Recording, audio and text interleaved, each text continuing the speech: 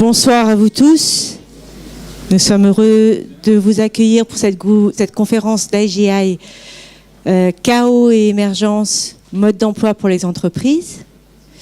Cette conférence, en fait, cette prise de parole est née de la rencontre de Bruno Marion et de Bernard-Marie Chiquet, qui ont eu envie de vous faire partager une nouvelle grille de lecture de ce qu'on appelle communément aujourd'hui la crise systémique. Donc, que se cache-t-il derrière? Est-ce forcément négatif? Et quel parti pris les entreprises peuvent-elles en tirer aujourd'hui? Bruno Marion, bonjour. On pourrait dire de vous que vous êtes le globe-trotter de l'évolution. Vous parcourez le monde pour comprendre les évolutions individuelles et collectives. Vous donnez des conférences, justement, de par le monde aussi, sur les mutations culturelles et sociétales. Vous accompagnez aussi les équipes dirigeantes dans leur réflexion stratégique et dans l'adaptation de leur organisation à cette période chaotique. Et votre dernier livre, Chaos, mode d'emploi, qui est sorti aux éditions Yves Michel, est un grand livre, non pas par la taille, mais par la vision fractale qui est développée. On vous entendra dans un premier temps. Et Bernard-Marie, bonsoir aussi. Bonsoir. Alors, je prends mes notes là, parce qu'en fait, on pourrait vous définir par votre parcours. Vous avez été plusieurs fois entrepreneur et dirigeant de grandes entreprises. Vous êtes certifié coach HEC, médiateur CAP-M, master coach en holacratie. Et bien sûr, vous êtes le fondateur d'IGI Partners, créé en 2007, et premier licencié mondial en holacratie. Mais en fait, j'ai envie aussi de dire de vous que vous êtes un accompagnateur et un formateur hors du commun. Aujourd'hui, avec IGI Partners, vous avez un objectif, c'est faire switcher les entreprises par leur mode de gouvernance.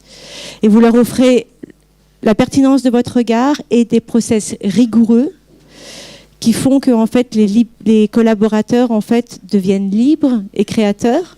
Et en fait, en résumé, vous êtes pour les organisations et les collaborateurs libres, agiles et efficaces. C'est ça, c'est ça. Donc on vous écoutera dans un second temps. Alors juste de précision, il y aura ces 2 temps de parole, après il y aura un temps de questions-réponses pour que vous puissiez échanger ensemble, et après il y aura aussi un temps d'apéritif pour que la discussion puisse continuer et se terminer. Voilà, Bruno, je te laisse la parole. Merci beaucoup. Bonsoir à tous. Merci d'être là, venus si nombreux. Merci Emma pour cette merveilleuse introduction. Effectivement, ma passion, peut-être depuis tout petit, d'après mes parents, c'est d'essayer d'identifier les patterns qui nous entourent, qui nous guident, qui nous font agir et réagir, d'identifier les patterns, de les comprendre, de les analyser et de pouvoir en faire quelque chose d'utile, de pouvoir en faire des outils utiles, ce que je vais tenter de faire ce soir avec vous.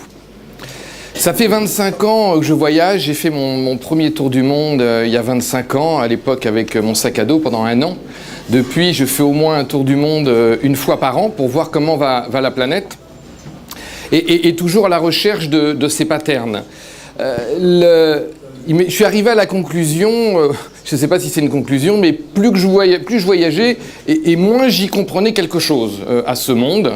Et donc j'ai continué à chercher, jusqu'au jour où je crois avoir identifié une chose que je voudrais partager avec vous ce soir, c'est que le monde était devenu chaotique, turbulent.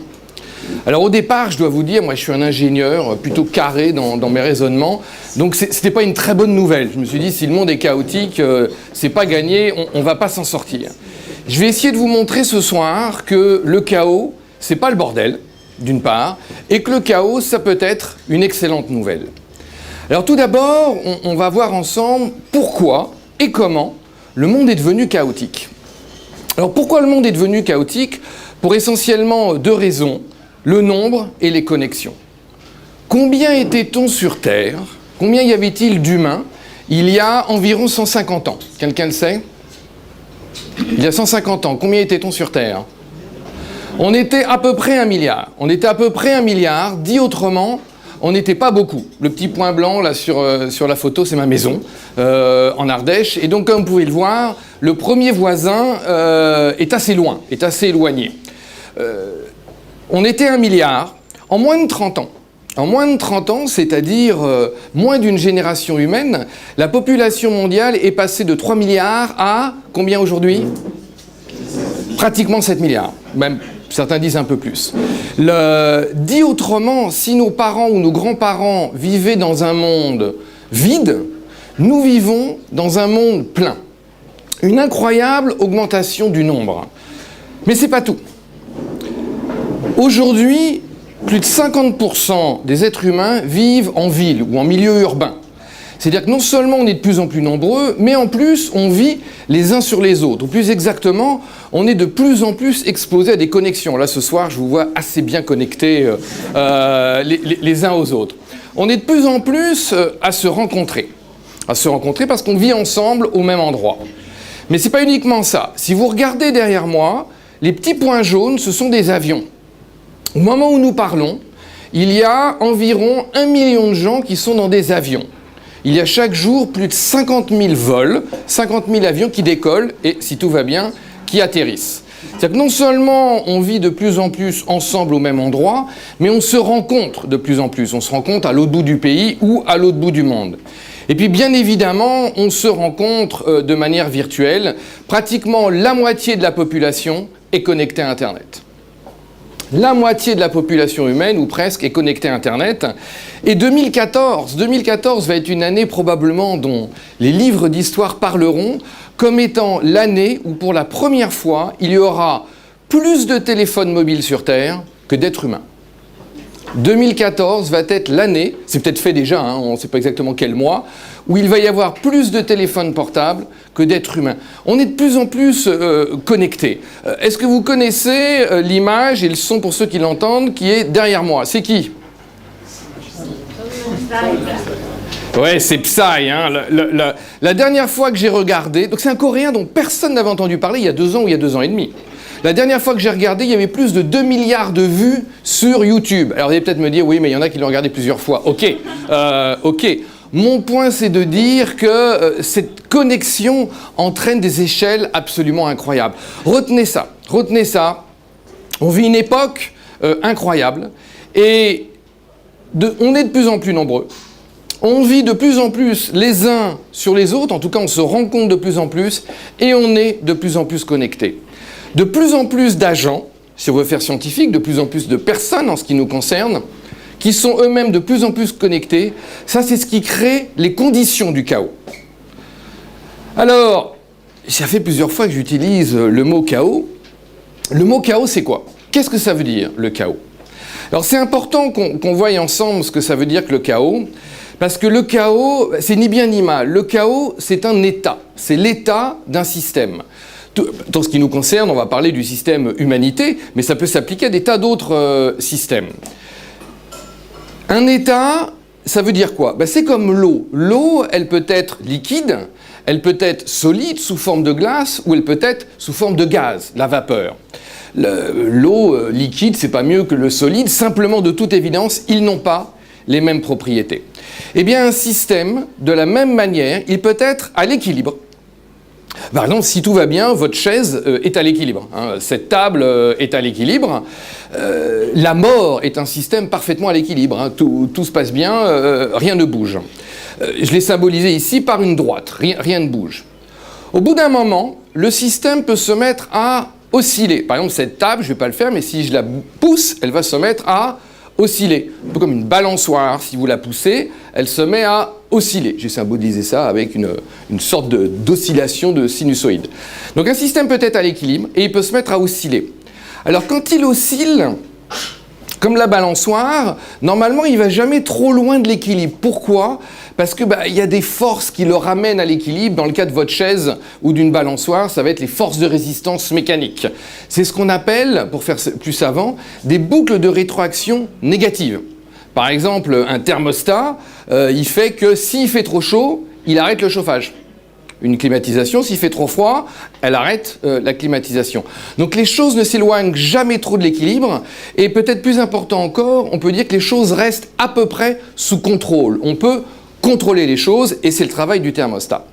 Alors qu'est-ce qui peut se passer après? Eh bien après ce qu'on appelle le point de déclenchement en français, le tipping point en anglais, le système peut sortir de l'équilibre. Et là, on va avoir des oscillations qui vont s'amplifier de plus en plus. C'est un peu comme une balançoire que vous pousseriez de plus en plus, et il y a un moment, elle fait des tours, elle devient folle. Et là, on voit non pas des phénomènes que j'ai appelés de rétroaction, de boucles de rétroaction négatives, mais à l'inverse, des boucles de rétroaction positives. Ce serait une sorte de thermostat fou qui fait que plus il fait chaud, plus il met le chauffage. Alors, je voudrais vous montrer des exemples dans notre vie d'aujourd'hui de boucles de rétroaction positives. Par exemple, je peux dire, plus il y a de gens sur Facebook, plus il y a de gens sur Facebook. Je m'explique. Si on n'est que 10 ou une centaine sur Facebook, personne n'est intéressé à venir. Par contre, si on est 1 million ou en l'occurrence plus d'1 milliard, là, tout le monde veut venir sur Facebook. Plus on est de gens sur Facebook, plus on est de gens sur Facebook. Il y a des phénomènes de rétroaction positive. On le voit aussi, par exemple, dans les phénomènes écologiques. Aujourd'hui, on a des raisons de penser que plus on produit de CO2 dans le ciel, dans l'atmosphère, plus les températures augmentent, plus ça produit, plus ça libère de CO2. Des boucles de rétroaction positives. Alors, ça, c'est aussi ce phénomène où toutes les choses s'amplifient et hors de contrôle, ce qu'on appelle dans le langage courant les crises. C'est-à-dire qu'on voit les choses devenir un peu hystériques et devenir avec des amplitudes de plus en plus fortes.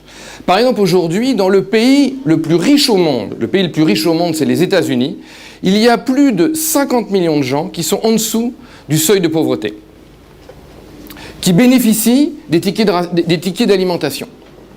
Dans le même temps, alors qu'on parle de crise depuis un certain nombre d'années, il ne s'est jamais vendu autant de voitures de luxe de monde. Par exemple, Ferrari n'a jamais autant vendu de voitures, il s'en vend 20 par jour en moyenne, en comptant les jours fériés. En comptant les jours fériés.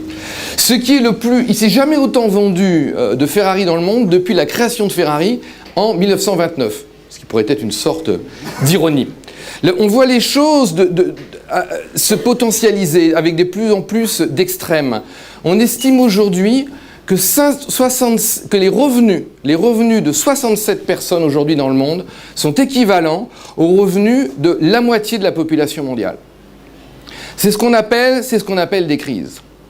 Alors on va voir autre chose également, très important, qui se passe dans cette période chaotique, quand les choses sont sorties de l'équilibre. Parce qu'il y a ces boucles de rétroaction positive, les choses deviennent extrêmement sensibles à des petites variations. Là aussi, pour faire savant, ça s'appelle la sensibilité aux conditions initiales. La moindre petite chose peut avoir des effets extrêmement importants. Qui connaît le monsieur qui est en photo derrière moi ? Oui, la plupart d'entre vous, vous le connaissez, même si vous ne l'avez pas rencontré, c'est M. Snowden. M. Snowden, c'était un sous-contractant de la NSA, et en un an et demi, le monde géopolitique n'est plus le même. Aujourd'hui, la Chine ne veut plus s'équiper, c'est interdit en Chine pour toutes les administrations d'acheter Windows 8. Ils veulent plus utiliser des logiciels américains. La présidente brésilienne ne veut plus rencontrer le président Obama. Une personne dans un coin dont personne n'a jamais entendu parler va avoir des répercussions extrêmement importantes. On a bien évidemment parlé des révolutions arabes. Une personne s'immole au fin fond de la Tunisie, dans un endroit dont on n'a jamais entendu parler, et ça déclenche des choses que personne n'avait prévues 2 ans avant. La discussion n'étant pas de savoir si c'est bien, si c'est pas bien, si ça a évolué dans le bon sens, c'est de dire qu'il y a 2 ans, personne n'avait prévu que ça arriverait. Ça, c'est ce qu'on appelle l'effet papillon. L'effet papillon, plusieurs d'entre vous en ont entendu parler, c'est ce qui dit que le battement d'aile d'un papillon à Paris ou ailleurs peut déclencher, va pas forcément déclencher, mais peut déclencher une tempête à l'autre bout du monde. Alors qu'est-ce qu'on voit ?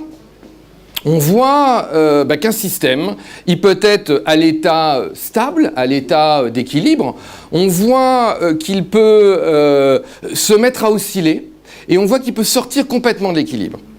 Et on a vu l'importance de l'effet papillon. Le moindre petit changement peut complètement changer le résultat final. Alors, les théories du chaos nous aident à répondre à une question que peut-être vous vous posez maintenant, c'est qu'est-ce qui se passe après ? Une fois qu'on est sorti de l'équilibre, qu'on est sorti de l'oscillation proche de l'équilibre, qu'on est rentré en phase chaotique, qu'est-ce qui se passe après ? Alors là, les théories du chaos nous apprennent qu'il peut se passer 2 choses. Alors il y a une bonne nouvelle et une mauvaise nouvelle. Alors je vais commencer par la mauvaise nouvelle, ce qui me permettra de finir par la bonne. La première chose qui peut se passer, c'est l'effondrement du système. Le système s'effondre, c'est le deuxième principe de la thermodynamique, où plus simplement tout redeviendra poussière, le système s'écroule, le système s'effondre. Je voudrais vous donner un ou deux exemples. Moi, je me souviens quand j'ai commencé à travailler en tant que consultant dans le domaine de la stratégie, j'ai travaillé avec des gens dans le domaine de l'industrie du disque. Et l'industrie du disque, en moins de 5 ans, a perdu plus de 50% de son chiffre d'affaires. En 7 ans, 70%. C'est facile à retenir, 70%. Combien d'industries, je ne sais pas dans quelles industries vous travaillez, peuvent survivre en perdant 50 ou 70% de leur chiffre d'affaires en quelques années? Je voudrais vous prendre un autre exemple. Quelle est la première ville dans l'histoire de l'humanité à avoir atteint 1 million de personnes? La première ville qui a eu 1 million d'habitants. Est-ce que quelqu'un le sait? C'est Rome. J'ai entendu d'autres réponses, mais j'ai entendu Rome. Ce qui montre d'ailleurs l'état de complexité que l'humanité avait atteint à ce moment-là, parce que pour vivre à 1 million ensemble, il faut être capable de nourrir 1 million de personnes, d'avoir de l'eau, d'éliminer les déchets. Lorsque Rome s'est effondrée, en quelques dizaines d'années, c'est passé de 1 million à quelques dizaines de milliers. Ça s'est totalement effondré. Totalement effondré. Première possibilité, effondrement. Effondrement du système. Et je pense que le système humanité a dépassé un certain nombre de tipping points. J'ai parlé par exemple du climat, mais on pourrait parler d'autres crises, qui fait que le système peut s'effondrer. Alors les bonnes nouvelles maintenant, ou surtout la bonne nouvelle. Les théories du chaos nous apprennent que il peut y avoir effondrement, mais il peut y avoir également émergence. Il peut y avoir émergence, breakthrough en anglais, pour un nouvel équilibre qui est toujours plus complexe que le précédent. Alors plutôt que l'effondrement de Rome à l'échelle de l'humanité, on peut imaginer, c'est ce que nous apprennent les théories du chaos, l'émergence d'un système plus complexe. Et que diriez-vous d'un système, avant qu'on parle de l'entreprise, d'un système humanité où nous pourrions vivre tous à 7 milliards ou plus en harmonie, où chacun pourrait faire ce qu'il a envie de faire, où chacun aurait accès à un minimum d'éducation, aux soins, un minimum etc., etc. Il peut y avoir d'émergence, on peut également parler de métamorphose. L'univers s'est créé de cette manière-là. L'univers a émergé du chaos pour donner quelque chose qu'on connaît maintenant. Du chaos, et c'est ça qui est important, du chaos émerge l'ordre. Du chaos peut émerger l'ordre. Un autre exemple, c'est une tempête. Vous avez des vents qui, lorsque vous êtes sur le sol, vous avez l'impression que ça va dans tous les sens, et on ne sait pas du tout ce que c'est. Eh bien, ça donne une belle image de typhon ou de cyclone. La première chose qu'on voit, un système, lorsqu'il a passé le tipping point, devient chaotique, et ensuite, il peut y avoir effondrement ou émergence. Avant qu'on applique ça à des exemples pratiques, en particulier dans le domaine de l'entreprise, je voudrais vous donner une autre grille de lecture qu'on va utiliser, que nous apprennent également les théories du chaos. C'est ce qu'on appelle les images fractales. Alors qui parmi vous, levez la main, sait ce que c'est qu'une image fractale? Alors pour les autres, je vais quand même essayer de vous montrer ça. Alors j'ai cherché pendant des années à comment de manière simple ce qu'était une image fractale. Et puis un jour je préparais une conférence plus exactement, et j'ai vérifié si mes slides passaient bien à l'écran. Et il y avait une des personnes qui était là, j'entendais avec une toute petite fille qui a 8 ans. Et il y avait la maman qui disait mais moi j'y comprends rien du tout, je ne sais pas ce que c'est que les images fractales. Et la petite fille lui dit maman écoute c'est pas compliqué, tu fais un grand cercle et puis je vais vous montrer d'ailleurs comment elle a décrit ce que c'était que les images fractales. Et puis du coup je me suis inspiré de la petite Clara. La première elle s'appelle Clara, et je suis allé voir une amie qui est institutrice qui est maître de classe dans une école, et j'ai montré des images de fractales, et j'ai demandé aux enfants de les décrire, pensant que si eux arrivaient à les décrire, peut-être que vous arriverez à comprendre ce que c'est qu'une image fractale. Alors la première, et c'est comme ça que l'histoire a commencé, tu fais un cercle, puis des plus petits à côté du gros, et des plus petits sur les plus petits, et quand c'est trop petit, tu fais des points. C'était cette image-là, Et c'est ce qu'on appelle un ensemble de Mandelbrot. Benoît Mandelbrot, c'est lui, c'est un mathématicien français, franco-américain, qui est décédé il n'y a pas longtemps. C'est lui qui a inventé le terme de fractal. Alors je vais vous en montrer d'autres. Il y a une croix dans la croix, dans la croix, dans la croix. Et là, vous voyez comment on construit une image fractale. Une image fractale, on la définit également en disant que c'est une image qui se reproduit à peu près, pas exactement, mais à peu près à l'identique à elle-même, quelle que soit l'échelle d'observation. On va en voir d'autres. Tu ne peux pas mesurer avec la règle, ça ne s'arrête jamais. Alors effectivement, si vous essayez de mesurer la ligne qui tourne, vous verrez, ça grandit en permanence. On ne peut pas la mesurer. Ce qui est intéressant d'ailleurs, parce que pour les plus passionnés d'entre vous, ça fait une ligne infinie dans un espace fini. Ce qui est une des propriétés des images fractales. Allez, c'est comme un Lego avec un cube qui sert à faire un plus gros cube, qui sert à faire un plus gros cube, etc., etc. Et là, vous commencez à voir, j'espère, le pattern des images fractales. Plus tu t'approches ou plus tu t'en vas, et plus c'est pareil.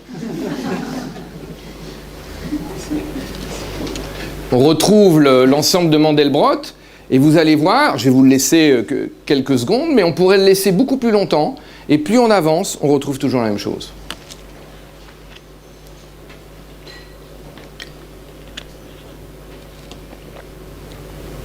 La nature nous donne de nombreux exemples d'images fractales. Une des plus connues, c'est ce qu'on appelle le chou romanesco. La feuille également. Je vais vous en montrer quelques-unes, je vous les laisse simplement les regarder. Mon but, c'est, quand vous sortiez ce soir du bar Solferino, et que vous commenciez à voir des images fractales partout, dans votre vie personnelle, et on va le voir ensuite dans vos organisations. Un arbre. Un éclair.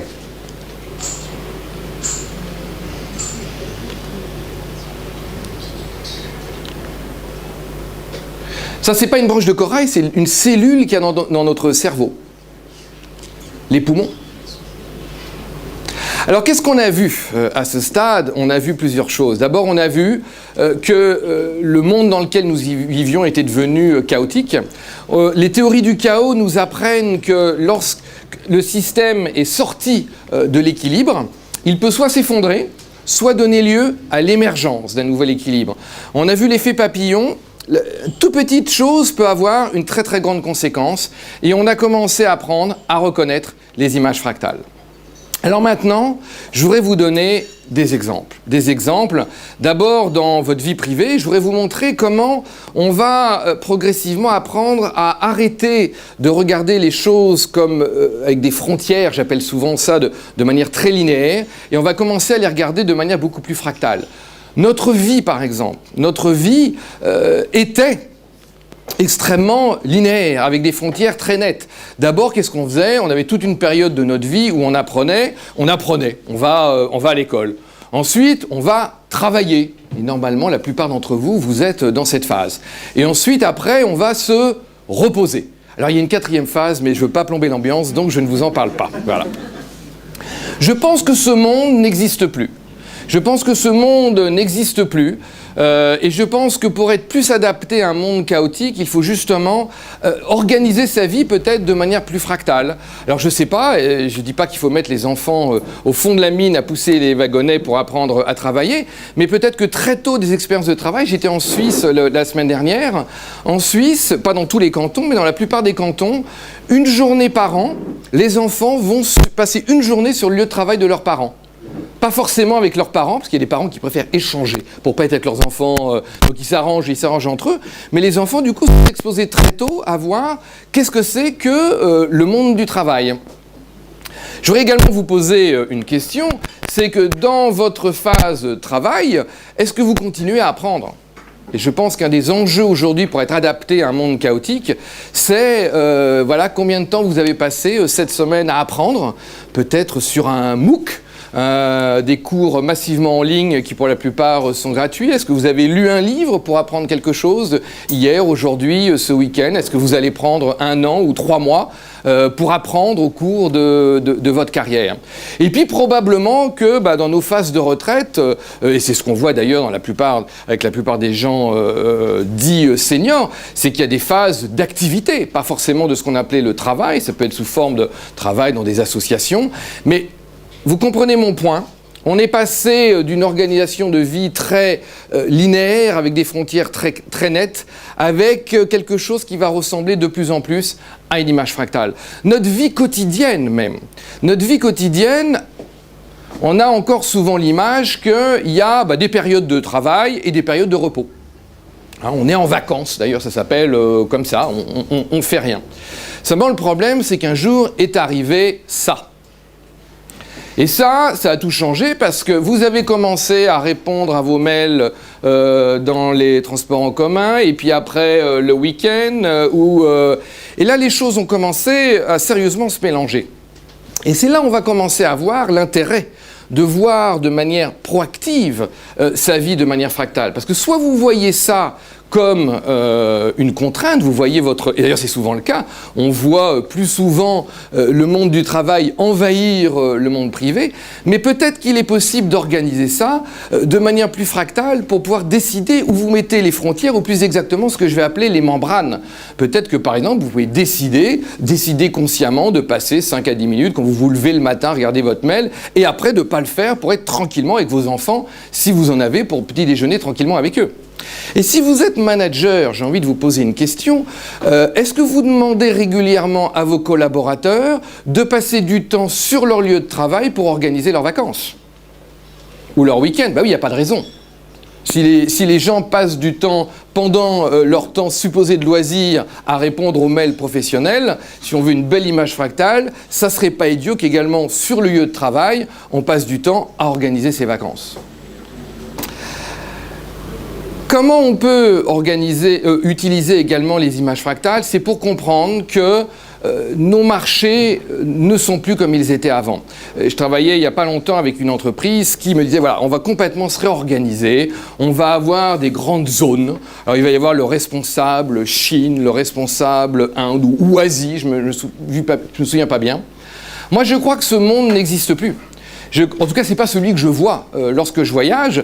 Moi, je pense que le monde aujourd'hui ressemble beaucoup plus à ça. Je pense qu'il ressemble beaucoup plus à ça. Je vois, par exemple, en Chine, je travaille avec des gens qui travaillent dans les cosmétiques, je vois en Chine des femmes qui connaissent bien mieux les produits qu'elles achètent que certaines clientes en France. Mais à l'inverse, je vois également en Chine des Chinoises qui achètent leurs premiers produits cosmétiques de leur vie. Les choses ne sont plus aussi simples et linéaires. Et donc peut-être qu'il est plus intéressant de trouver des organisations, je ne sais pas, par type de cliente, par exemple, dans ce cas-là, plutôt que par zone géographique. On peut également, et bien évidemment, nous aurons l'occasion d'en reparler après avec Bernard Marie, organiser son entreprise de manière fractale. Alors là, vous pourriez me dire, c'est une hiérarchie pyramidale organisée de manière un petit peu plus jolie comme une fleur, mais c'est pas que ça. C'est comment on peut s'organiser avec des cellules autonomes, mais qui communiquent entre elles et qui sont de taille variable. Et ça va pouvoir nous permettre de complètement changer nos organisations. On va avoir l'occasion d'y revenir. Dans un monde linéaire, on l'a vu, on peut contrôler les choses, comme le thermostat. Dans un monde chaotique, on ne peut plus contrôler. On ne peut plus contrôler. Je voudrais reprendre l'exemple que je vous ai donné tout à l'heure, c'est celui de l'industrie du disque. Moi, je me souviens parfaitement, mes clients à l'époque me disaient « Non, mais attends, t'inquiète pas, Bruno, on va contrôler tout ça. » Lorsque Internet est arrivé, on va mettre des Digital Right Management, on va poursuivre nos clients en justice, ce qui est une idée assez intéressante comme concept. Et tu vas voir, tout va bien se passer. Tout va bien se passer. On a vu le résultat. Dans un monde chaotique, le contrôle ne marche plus. Il va falloir mettre en place des process. On va abandonner le contrôle et on va mettre en place un certain nombre de process.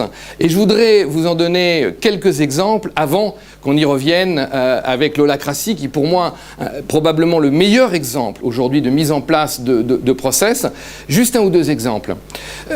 Dans beaucoup d'entreprises, pas les vôtres, hein, je vous rassure, pas les vôtres, on est encore dans un système d'objectifs, en général individuel, où on vous fixe un objectif au début de l'année et on se revoit un an plus tard ou 6 mois plus tard et on regarde, et puis si l'objectif a été atteint, si tout va bien, vous avez même peut-être un bonus. Dans un monde chaotique, pas dans vos entreprises, dans les autres, dans un monde chaotique, lorsqu'on se revoit un an plus tard, les objectifs qu'on s'était fixés il y a un an n'ont absolument plus aucun sens. Le monde a tellement changé que les objectifs n'ont plus lieu d'être. Alors peut-être que là aussi, il va falloir abandonner le contrôle et mettre en place des process. Je ne sais pas, mettez en place un process de coaching avec vos collaborateurs plutôt que de passer à temps égal, à investissement égal, plutôt que de perdre du temps je ne vais pas parler des budgets non plus, hein, mais plutôt que de perdre du temps à mettre en place des systèmes d'évaluation qui n'ont plus de sens, on va remplacer ça par des systèmes qui peut-être peuvent aider nos collaborateurs ou vous-même à progresser. Je vais vous donner un autre exemple de process. Il n'y a pas longtemps, j'étais à Sophia Antipolis, à côté de Nice, pour ceux qui ne connaissent pas, dans le sud de la France, et je donnais un séminaire de 2 jours, et le deuxième jour, ça se terminait un vendredi après-midi. Donc les personnes viennent me voir et ils me posent, Bruno, est-ce qu'on pourrait terminer un petit peu plus tôt vendredi, parce qu'à 16h, on a une réunion très importante pour toute l'entreprise, tout le monde doit y être. Je suis toujours content de terminer plus tôt le vendredi, donc j'accepte bien volontiers. On termine à 4h, je plie mes affaires dans un immeuble à plusieurs étages, donc je dis au revoir à tout le monde. D'ailleurs, pratiquement tout le monde est parti dès que je commence à plier mes affaires. Et dans l'ascenseur, je me trompe. Au lieu d'appuyer sur rez-de-chaussée, j'appuie sur le premier étage, alors que j'étais au-dessus. Donc l'ascenseur s'arrête au premier étage, et là, les portes s'ouvrent, et qu'est-ce que je vois ? Un plateau entièrement vide et tous les collaborateurs de l'entreprise en train de faire leur concours de roller skate hebdomadaire.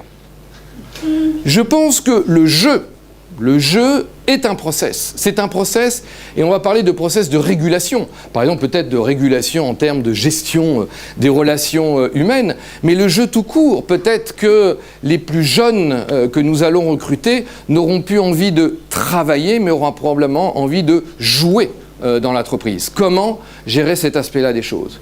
Je voudrais prendre un autre exemple. Là aussi, j'étais il y a quelques semaines dans une entreprise, et il y a un moment, je voulais montrer qu'est-ce que c'est qu'une image fractale. Alors que je n'avais pas mon PC avec moi, je dis attends, on va regarder sur Google, tu tapes fractal, et la personne me regarde un peu embarrassée, je ne sais pas, on ne peut pas. Je dis attends, on va regarder si on va trouver. Et il me dit non, mais je n'ai pas accès à Internet. Alors je suis sûr que ce n'est pas le cas dans vos entreprises, mais il y a encore des entreprises qui n'ont pas accès, où les gens n'ont pas accès à Internet, ils n'ont pas le droit. Ou alors c'est les chefs, c'est ce qu'il m'a dit. En fait, il n'y a que les chefs qui ont droit. Et là, on est dans un monde de frontières. Encore une fois, il y a ceux qui ont le droit, et il y a ceux qui n'ont pas le droit. Je voudrais vous montrer comment on peut mettre en place, à la place de frontières, ce que je vais appeler des membranes. À la fois des membranes, ça va être des process, c'est-à-dire une frontière, c'est dedans ou c'est dehors. Une membrane, on va décider qu'est-ce qu'on laisse passer, qu'est-ce qu'on laisse pas passer. Par exemple, on peut décider collectivement. Alors, première étape, c'est les frontières. T'es dedans ou t'es dehors. T'as accès à Internet ou t'as pas accès à Internet. Deuxième étape, on va mettre en place des process. Par exemple, ça va être des filtres. On va décider que les gens ont accès à un certain nombre de choses, mais pas à tout. Et là, on est encore un peu entre les deux. Parce qu'on peut pousser plus loin. C'est-à-dire qu'on peut mettre en place des process où c'est pas le chef ou quelqu'un au service informatique qui va décider qui a accès ou pas à tel ou tel site internet, mais on peut mettre en place des process où, par exemple, en peer-to-peer, les gens décident. Ah ouais, ça c'est un truc, on devrait y avoir accès. Ça, non, c'est pas bien, c'est pas intéressant, ça nous fait perdre du temps, ou c'est éthiquement pas acceptable. On va passer d'un monde de frontières à un monde de membranes où on met en place un certain nombre de process. Je voudrais terminer par une dernière chose.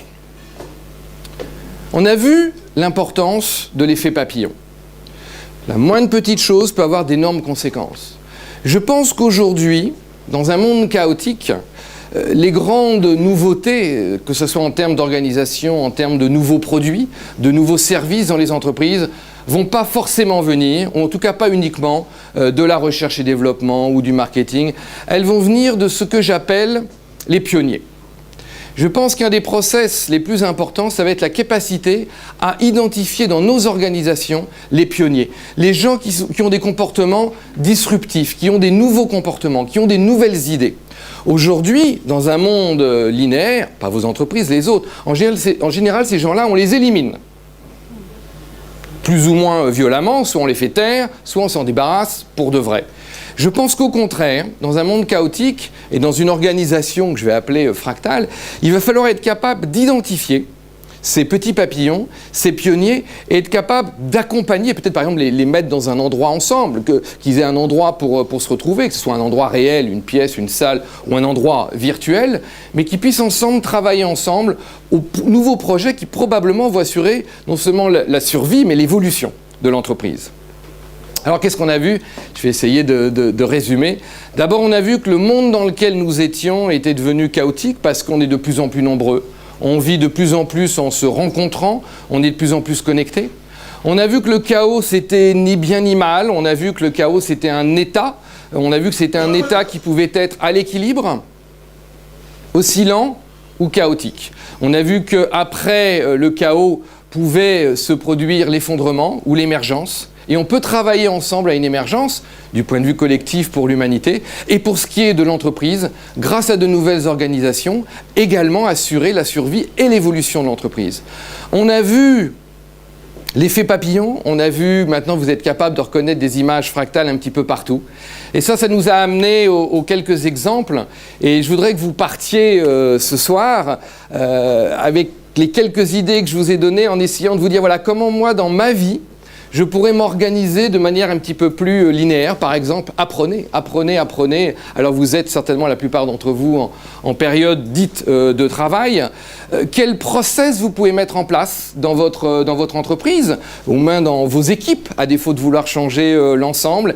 Et puis, est-ce que vous avez envie d'être un pionnier dans vos organisations, ou au moins, est-ce que vous savez identifier et protéger les pionniers dans votre entreprise? Voilà, j'espère que maintenant, comme moi, vous n'êtes plus tout aussi effrayé que je l'étais du chaos. Vous savez que le chaos, c'est pas le bordel, que le chaos, c'est de l'ordre qui est caché, dont on peut faire quelque chose. Et j'espère que, comme moi, maintenant vous pourrez dire, le chaos est mon ami. Merci beaucoup. Merci.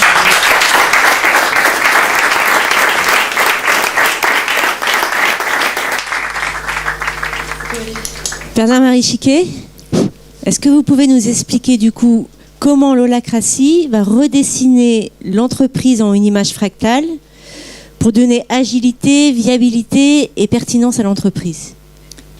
Waouh. Elle est longue cette question. Justement,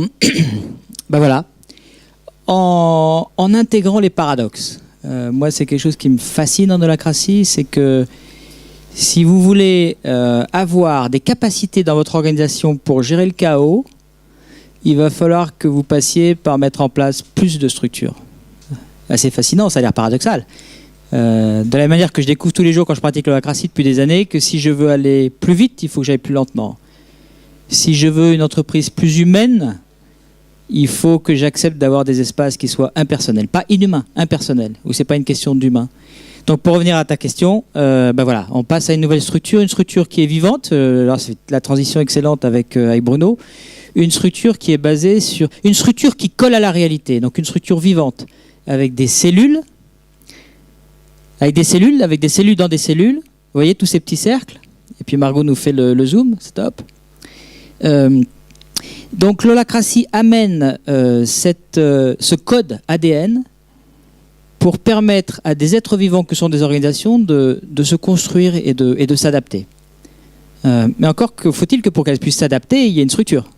Ce qui est difficilement le cas dans les organisations conventionnelles, où au mieux on a un org chart, un organigramme, quelques job desks ou des fiches de poste, assez pauvres pour décrire le travail qu'il y a à faire. Donc en holacratie, un des éléments clés et qui fait le lien avec la théorie du chaos, c'est une structure organique et fractale. Remarquez ici, les petits cercles sont ce qu'on appelle des rôles. Le rôle est la cellule de base. Mais il y a des cercles plus grands qui sont aussi des rôles à un autre niveau. Et il y a encore des cercles encore plus grands et qui sont encore à un autre niveau. Voilà que je parle comme Clara maintenant. Donc on est ici dans une image fractale.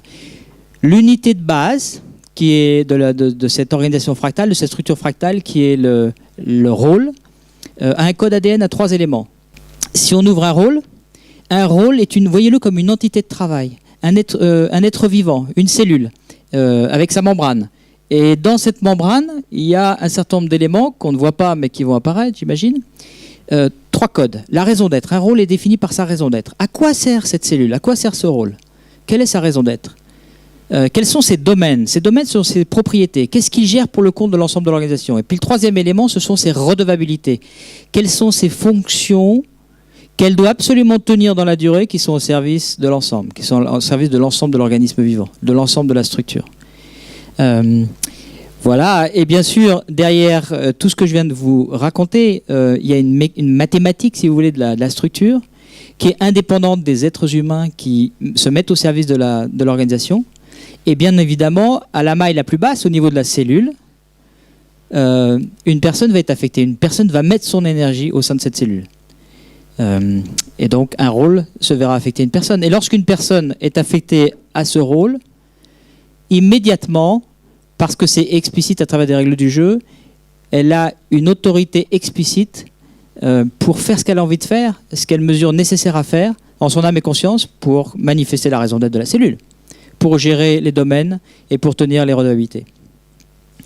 Et du coup, en fait, donc, l'entreprise est redessinée fractalement pour un fonctionnement justement fractal, mais est-ce que justement ce qu'on pourrait appeler en période de carreau les problèmes ont aussi une résolution fractale, ou est-ce que là où ça s'arrête juste au niveau de la structure? Non, alors voilà, donc c'est un autre deuxième élément, et l'holacratie, c'est difficile de le définir en un seul point de vue, donc il y a une deuxième perspective qui est au moins aussi importante. Vous voyez l'holacratie comme une machine ou un moteur à énergie libre, alimenté par les tensions ressenties par les individus dans les organisations. Les êtres humains ont des capacités tout à fait étonnantes, même si dans certaines organisations on le voit mal parce qu'on a plutôt tendance à s'anesthésier au gaz. L'être humain, dans un contexte favorable, a une capacité probablement sans limite de ressentir des choses. Et donc on définit en holacratie ce qu'on appelle une tension. Et le mot tension en général, si c'est la première fois que vous l'entendez, enfin si c'est la première fois que vous êtes exposé à l'holacratie, vous pourriez croire qu'il est connoté négativement. En réalité, quand on utilise le mot tension, on le voit au son sens le plus strict. C'est l'interprétation ensuite de la personne qui va faire qu'il est négatif ou qu'il est positif. Pour nous, en holacratie, une tension est juste un écart que je sens quand je suis en train de faire mon boulot dans un de mes rôles, parce que je peux avoir plusieurs rôles, est un écart entre ce qui est et ce qui pourrait être. Exemple, vous avez un retour client et le client n'est pas content. Ça peut vous créer une tension parce que vous aimeriez que le client soit content. Donc il y a bien un écart entre un client content et la réalité que le client n'est pas content. Ou bien vous adorez le business et il y a un deal ou un gros lead ou un contrat à signer. Il y a un écart parce que le contrat n'est pas signé. C'est une tension qui peut provoquer de l'excitation chez vous. C'est ça qu'on appelle une tension. Et c'est juste pour l'anecdote, chez tous les clients qu'on accompagne, le mot tension qui était négatif au départ devient positif assez rapidement au bout de 2-3 mois. L'ambition de l'holacratie, et moi c'est ce que je teste depuis maintenant plusieurs années, c'est de permettre à quelques collaborateurs que ce soit, qui que ce soit dans une organisation, où qu'il soit dans l'organisation, petites, moyennes et grandes, dès qu'il ressent une tension, de trouver un espace pour processer, pour transformer sa tension à travers un processus de régulation en évolution qui fasse sens de l'organisation. N'importe quelle tension, Bernard-Marie? Oui, toute tension. J'ai pas encore vu de limite à ça. Toute tension, je n'ai pas encore, moi c'est ce que je teste au fond, finalement, avec toutes les approches que j'ai pu découvrir et en holacratie, de tester est-ce qu'il est possible que je sois dans une situation où je puisse me retrouver dans l'impuissance. Pas encore trouvé. Mais si on la trouve, ce sera intéressant, ce sera une tension qui nous permettra de recycler probablement la constitution de l'holacratie. C'est hyper puissant. Alors, vous imaginez bien que pour être capable de permettre, je vais le répéter parce que c'est très très fort et très puissant, pour être capable d'avoir une organisation, un contexte dans lequel n'importe qui ressent n'importe quelle tension, liée à l'organisation évidemment, a les moyens via des processus extrêmement puissants de transformer sa tension en évolution de l'organisation qui fasse sens. Waouh! Et en plus, du coup, le libère de la tension qu'il canalise, qu'il ressent. C'est facile pour les collaborateurs au départ de ressentir les tensions. Comment ça se passe? Non, au début, ça dépend des organisations. Vraiment, ça dépend des organisations. Au début, en fait, ça se passe en 3 temps. Le premier temps, c'est bon, moi j'accompagne les organisations pour faire le shift. Dites-moi vos tensions, et s'ils n'ont pas de tension, on peut rien faire parce que les réunions sont alimentées avec des tensions. Il n'y a pas d'agenda à l'avance. Et au début, c'était bah non, c'est pas trop ce que c'est qu'une tension. Alors je suis obligé de leur expliquer, comme je viens de le faire. Je vais un peu plus loin. Et puis, comme j'adore les organisations, moi mon truc c'est les organisations, je sais bien où elles sont les tensions, et je me lève, je me montre qu'il y a un tapis par terre. Vous avez vu qu'il y a un tapis par terre, on soulève ensemble le tapis. Ah, qu'est-ce que c'est qu'il y a sous le tapis? Bah, des tensions qui n'ont pas été traitées depuis des semaines, voire des mois. Donc là, ils commencent à comprendre ce que c'est que les tensions, et là, on rentre dans la première phase, qui est la phase de désintoxication du corps, de l'organisation. On va enlever toutes les toxines, donc toutes ces tensions qui ont traîné pendant des mois, voire des années dans certaines organisations, elles vont être recyclées. On va enlever les toxines. C'est l'opération de drainage, la phase de drainage d'un corps, pour ceux qui savent, qui voient la métaphore.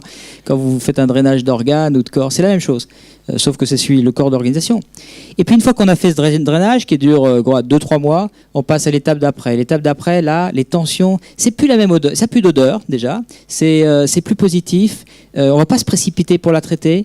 Moi, je me surprends, je vais me dire, je suis un fou furieux, c'est clair, mais je me surprends quand je ressens une tension, à la mettre dans ma main, à la regarder, je dis, elle n'est pas encore assez mature, je vais la laisser pousser encore un peu avant de la processer, parce que c'est plus un problème d'avoir des tensions. Et une des raisons pour lesquelles je crois, pour avoir interviewé des clients, que les tensions sont connotées négativement, c'est qu'en général, l'être humain, il ne sait pas trop quoi faire avec.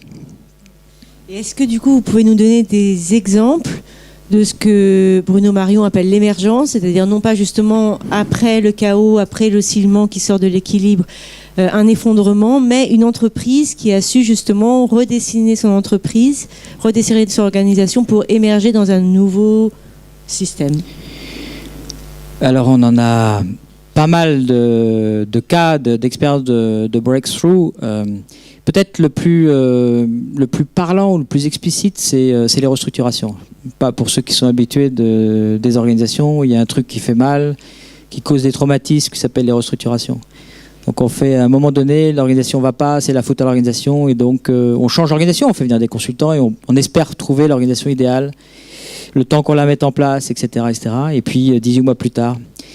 Et c'est traumatisant, ça coûte beaucoup d'argent, il y a beaucoup de sang en général parfois sur les murs, même si on habille ça du mieux qu'on peut. Je trouve un des apports les plus extraordinaires, les plus voyants qu'on a rencontrés chez plusieurs clients, je pourrais prendre celui d'un transporteur 350 personnes. On a restructuré l'ensemble de l'entreprise. Vous me direz que 350 personnes, enfin c'est déjà pas mal, en une demi-heure. Une réunion de gouvernance. Le processus de régulation que j'évoquais tout à l'heure, qui processe une tension en évolution de l'organisation, une demi-heure pour transformer, pour restructurer, pour changer les membranes, pour créer de nouveaux cercles, pour en détruire certains, pour en recréer d'autres, une demi-heure, et ça a impacté toute l'organisation. Et la raison pour laquelle c'est inodore, c'est parce que cette structure, c'est le corps de l'organisation complètement différencié des personnes qui sont au sein de l'organisation. Ce qui fait mal dans les restructurations, dans le modèle conventionnel, c'est parce que les personnes sont fusionnées avec leur rôle. Qu'est-ce que je vais devenir plus tard? J'étais directeur exécutif. Là, quelle va être la nouvelle restructuration? Où est-ce que je vais retomber, etc., etc. Là, la question de l'individu, ou de l'affectation de l'individu, si vous voulez, à son rôle, à ses rôles, parce qu'il a plusieurs rôles en holacratie, de la question de la restructuration sont deux questions qui sont complètement séparées. Les points de repère qui créent la sécurité pour un collaborateur ne sont pas attachés à une fiche poste, parce qu'en fait, il va avoir 10, 15 rôles différents. Donc, c'est pas un problème. S'il perd un rôle, il va en trouver un autre. C'est plutôt, ça l'arrange s'il en a 15. Ces points de repère sont dans le fait que les règles du jeu sont les mêmes pour tout le monde, qu'il a des rituels avec ses processus. C'est là qu'il trouve sa sécurité. Un autre cas qui, je pense, là, très concret, on travaille pour on travaille pour des petites, des moyennes et des grosses entreprises. On travaille dans le domaine marchand et aussi dans le domaine associatif. Et là, un des cas, c'est plutôt une grosse entreprise en Angleterre. Et leur problème, qui est très banal, c'est qu'ils ont pour faire effet de levier et faire des synergies entre le groupe, ils ont à gérer des équipes qui sont moitié groupe, moitié dans les filiales. Et ils s'en sortent pas. Chacun était rattrapé par son PNL ou son système ou son silo, si vous préférez. On a mis en place l'holacratie justement pour résoudre ce problème-là.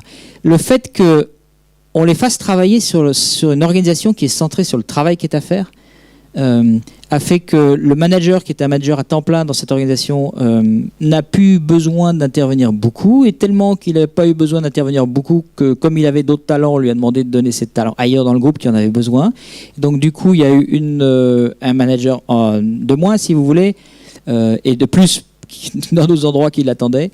Et en même temps, il y a beaucoup de personnes qui se sont révélées, donc ils se sont mis au boulot. Il y a plus cette, ils étaient au boulot, ils n'étaient pas liés aux personnes, mais le contexte dans lequel ils étaient au milieu d'une espèce de dualité entre t'es filiale ou tu es groupe. Et ils n'arrivaient pas à s'épatouiller de ça avec des cordes de rappel, parce que le patron dans la filiale, vous imaginez, bien sûr, on a un discours politiquement correct, et puis de l'autre côté, le côté groupe, c'était la même chose. Ça, c'est fascinant, parce que ça s'est fait en quelques mois, en moins de 4 mois. Je pense que ça, c'est un breakthrough sur un sujet qui, pour ceux qui sont comme moi depuis longtemps dans les organisations, est un sujet extrêmement difficile à traiter.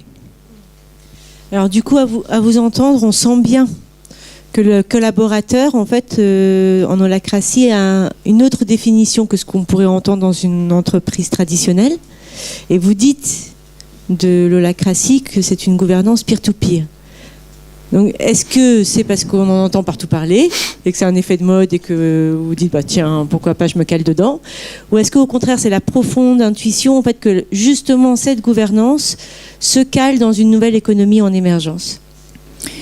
Alors l'utilisation du mot peer-to-peer, effectivement, c'est un mot qui est bien utilisé, donc on l'utilise, mais en fait c'est pas par opportunisme. Depuis plus de 10 ans, on est sur la recherche de systèmes de gouvernance, ce que nous on appelle la équivalence. En gros, pour faire simple, où il n'y a plus de subordination. Comment voulez-vous que les hommes se réalisent, que les êtres humains se réalisent, si vous êtes dans des structures de subordination? C'est juste pas possible. Comment voulez-vous, si vous êtes manager, empowerer vos collaborateurs, si quand ils se présentent, ils vous disent « je reporte à Duchemol et Duchemol est mon responsable ». À partir du moment où je dis que Duchemol est mon responsable, forcément, je ne peux pas être responsable, donc je ne peux pas être empoweré. Donc le fond du fond, en tout cas nous ce qu'on fait chez AGI Partners depuis le début, c'est de trouver des organisations dans lesquelles un contexte qui permette aux collaborateurs de se développer s'ils ont envie de le faire sans ingérence. Donc c'est ça. Peut-être alors évidemment ça tout de suite c'est le stress. Je vois les journalistes avec qui on peut parler ou d'autres, c'est tout de suite dans le modèle mental, c'est ça qu'on a à dépasser. Il y a une croyance à faire tomber qui est qu'en gros, pour que ça marche, il faut qu'il y ait un boss. Et moi, j'étais là-dedans. S'il n'y a pas de boss, ça ne peut pas marcher. Il faut qu'il y ait un capitaine. S'il n'y a pas de capitaine, c'est le foutoir ou le chaos. On dit le chaos ou le foutoir. Ou alors, c'est le consensus avec des réunions qui durent jusqu'à 3h du matin pour des broutilles.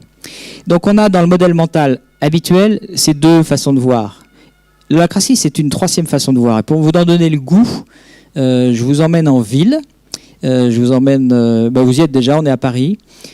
Est-ce que vous savez, à Paris, quel est le niveau de stock moyen de nourriture? Quand vous comptez ce qu'il y a dans les frigos ici, chez vous, ailleurs? 3 jours. Ouais, moins de 3 jours. Est-ce qu'il y en a parmi vous qui ont fait de la logistique, qui ont été impliqués dans la logistique? Moi, j'ai fait de la logistique quand j'ai démarré ma carrière. Est-ce que vous ne trouvez pas fascinant un niveau de performance, parce que c'est un niveau de performance en termes de logistique, moins de 3 jours de stock pour une ville comme Paris? Et pourtant, pardon? Ouais, c'est extraordinaire. Enfin, d'un point de vue, imaginez qu'on mette, et dans Paris, il n'y a pas un directeur logistique. Si demain matin on disait, non, on arrête tout, on nomme un directeur logistique qui va s'occuper de l'approvisionnement en nourriture de tous les Parisiens, c'est pas 3 jours. D'abord, il y en a qui vont crever de faim, et puis il y en a d'autres, ça va monter. Donc on a un niveau de performance extraordinaire. 1. 2, il n'y a pas de chef. En fait, vous êtes tous libres. Vous êtes pas, en tout cas sur ce champ-là, après il y en a d'autres, mais sur le champ de la nourriture, vous êtes libre. Vous êtes libre d'acheter derrière le magasin que vous voulez, de monter un magasin, de monter un restaurant, vous êtes libre. Et en fonction de vos désirs, vos aspirations, le nombre de fois où vous invitez des amis, vous allez acheter de la nourriture que vous allez mettre dans votre frigo. Et quand il est dans votre frigo, vous êtes à peu près tranquille que personne ne va vous le piquer, parce qu'on a un concept, une technologie qui s'appelle la propriété assortie d'un système de justice. Donc, avec un système de loi, un concept de propriété, de ce chaos naît un ordre qui est hyper performant, un ordre qui est plus performant la même organisation avec une hiérarchie pyramidale. Ça, c'est pour la ville. Alors, vous pouvez me dire que la ville est moins alignée, il y a moins besoin d'alignement dans une ville que dans une organisation, pour en discuter. C'est pas le sujet, je voulais juste vous offrir à la possibilité qu'il puisse y avoir une troisième voie. Le chef, le foutoir, ou cette troisième voie, un système de loi. Et l'holacratie, c'est ça, c'est un système de loi. En fait, c'est régi par une constitution. Si vous me demandiez qu'est-ce que c'est que l'holacratie en 2 mots, C'est un document, je vous sors un document de ma sacoche, que j'ai d'ailleurs dans ma sacoche, et qui fait 30 pages, qui s'appelle la Constitution, ce sont des règles du jeu.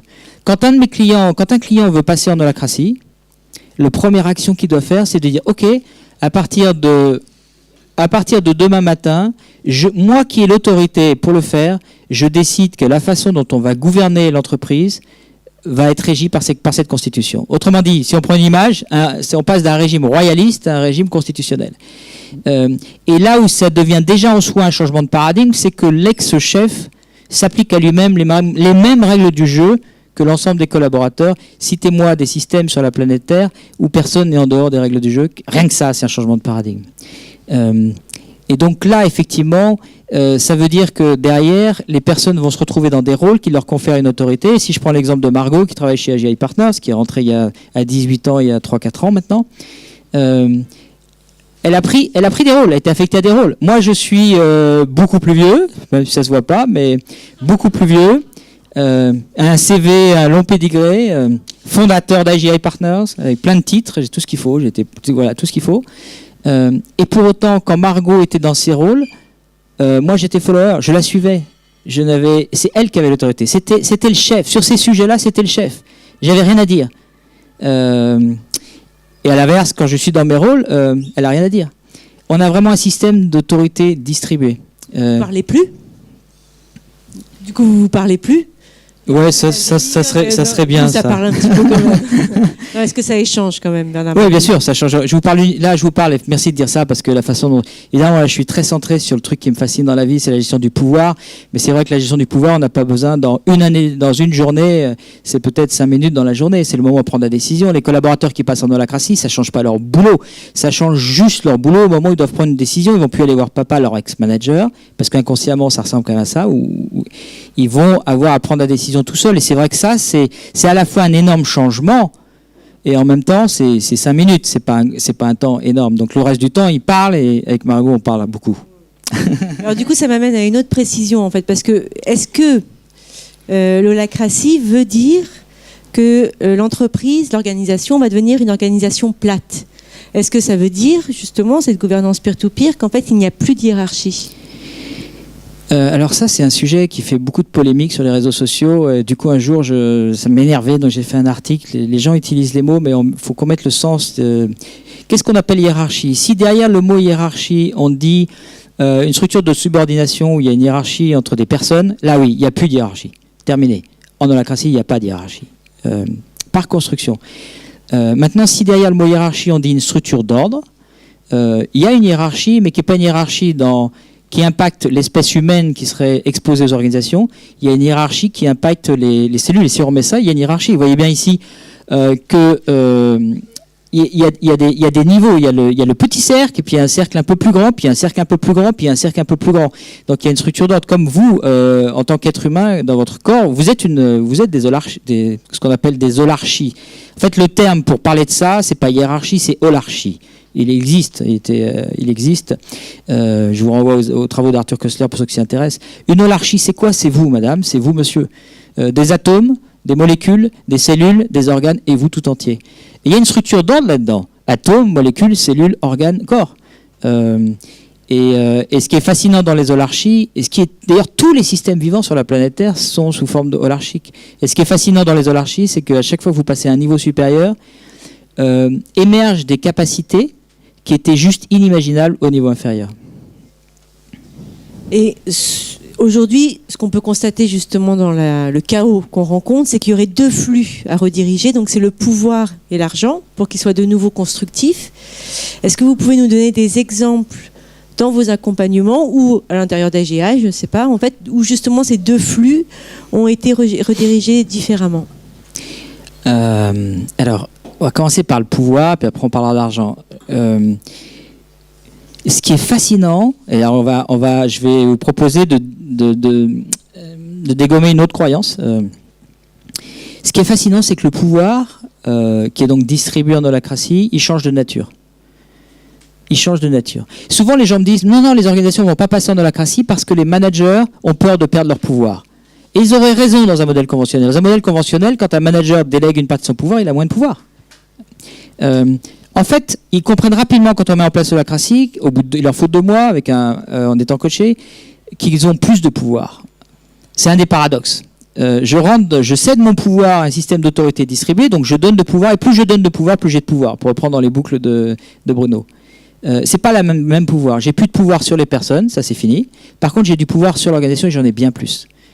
Et donc, le concept de pouvoir limité dans une organisation tombe.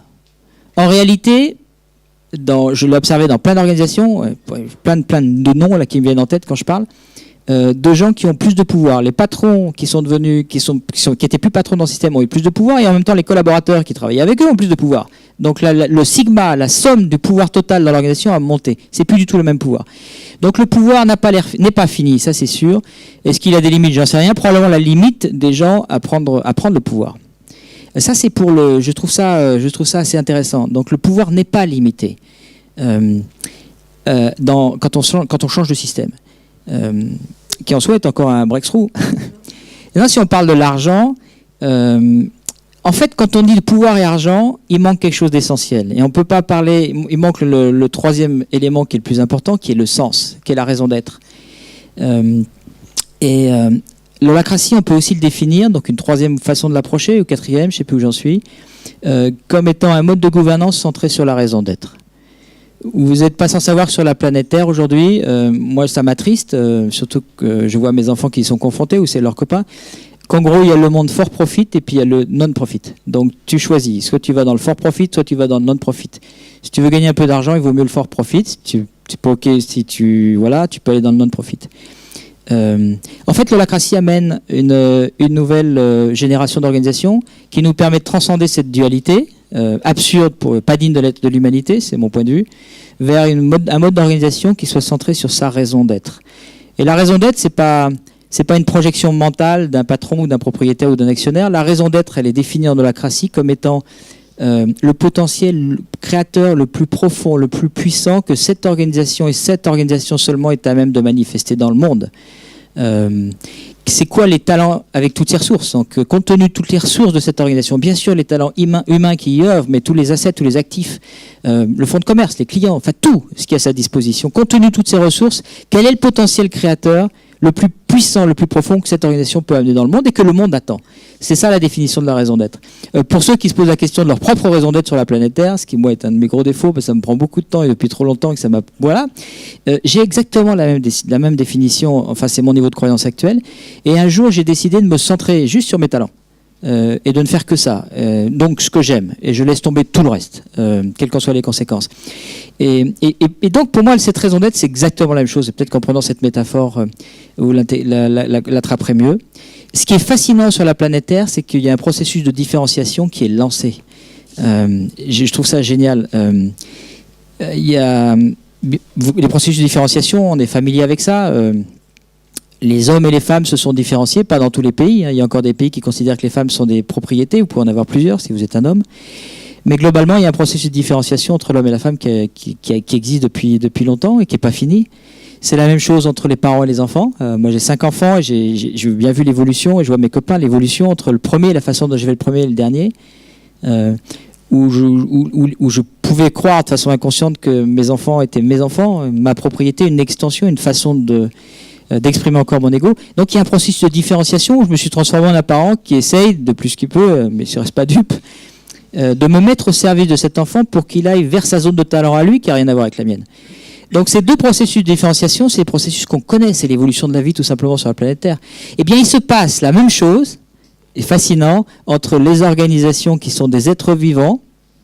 Et il y a plein d'espèces, il n'y a pas que les êtres humains. Il y a les arbres, il y a les fleurs, il y a les chiens, il y a les chats. Et bien il y a les organisations, c'est une autre espèce, et les êtres humains. Et donc la façon pour ça, c'est justement qu'en holacratie, on observe un processus lent, inéluctable, inévitable, où j'observe que les personnes se mettent de plus en plus au service de l'organisation, qu'ils soient collaborateurs, salariés, qu'ils soient actionnaires, qu'ils soient tout ce que vous voulez. Il y a une posture, il y a un modèle de pensée qui amène et des processus qui amènent à ça. Donc l'ensemble se met au service de l'organisation pour lui permettre, comme des bons parents, pour lui permettre d'actualiser ses talents. Et du coup, la question de l'argent, elle est un peu déviée. C'est plus la même. Vous comprenez ce qui se passe. C'est le fait. C'est pas que ça bouge sur l'argent, c'est qu'il y a un autre truc qui arrive qui s'appelle le sens et la raison d'être qui fait que tout le reste bouge. C'est comme ça que je le vois, enfin que je l'aperçois chez. Alors, je voudrais que vous reveniez en fait sur un point. Donc, ces collaborateurs qui sont dans leur pouvoir, dans leur rôle, et qui ont à prendre du coup des décisions. Dans un monde où il y a de plus en plus d'informations, de plus en plus de choses à faire, de plus en plus, où comme Bruno racontait très bien en fait la question des priorités, donc c'est l'histoire de l'aquarium, si on veut mettre le sable tout de suite, on ne pourra pas mettre les grosses pierres, il faut d'abord mettre les grosses pierres, mettre les petits cailloux, mettre les moyens, et après mettre le sable pour pouvoir mettre après l'eau. Et comment l'holacratie, est-ce que l'holacratie gère cette question des priorités en fait ? Cette question des priorités, elle est essentielle. Une autre façon d'aborder l'holacratie, c'est de dire est-ce qu'il est possible de capitaliser non pas sur les forces de travail et les compétences, mais aussi sur les capacités de ressentir et sur la conscience des individus, et comment est-ce qu'on peut tirer parti de ça au service des individus parce qu'ils préfèrent ça pour se développer, ça passe par là, et de l'organisation. La façon dont l'holacratie fonctionne, vous lisez l'article 1 de la Constitution et vous verrez dans l'article 1 de la Constitution, lorsque vous êtes affecté à des rôles, retenez bien qu'en holacratie, vous pouvez être sur plusieurs rôles partout dans l'organisation. Vous n'êtes pas scotché dans un endroit de la pyramide dans votre département, en fonction de... On en parlera plus tard peut-être. Votre job, finalement, vous agissez comme un entrepreneur. Vous avez un portefeuille de rôles, différents rôles. Moi, je suis rôle design, je suis rôle trainer, je suis rôle expert, j'ai plein de rôles dans l'organisation. Donc, j'ai un portefeuille, j'en ai une trentaine, ce qui est peut-être un peu beaucoup, mais tous nos clients ont au moins 5-10 rôles, c'est juste banal. Donc j'ai un portefeuille de rôles. Et en fonction de mon temps disponible, parce que je gère mon temps, je suis amené à gérer mon temps entre le perso et l'organisationnel, de façon fractale, très fractale. Je me pose à chaque instant la question, donc je fais processer mon niveau de conscience. Ma question c'est, qu'est-ce qui est le plus prioritaire pour maintenant, pour l'organisation ? Qu'est-ce qui est le prioritaire ? Quel est le truc que je dois faire en priorité pour servir au mieux l'organisation, pour qu'elle manifeste davantage sa raison d'être.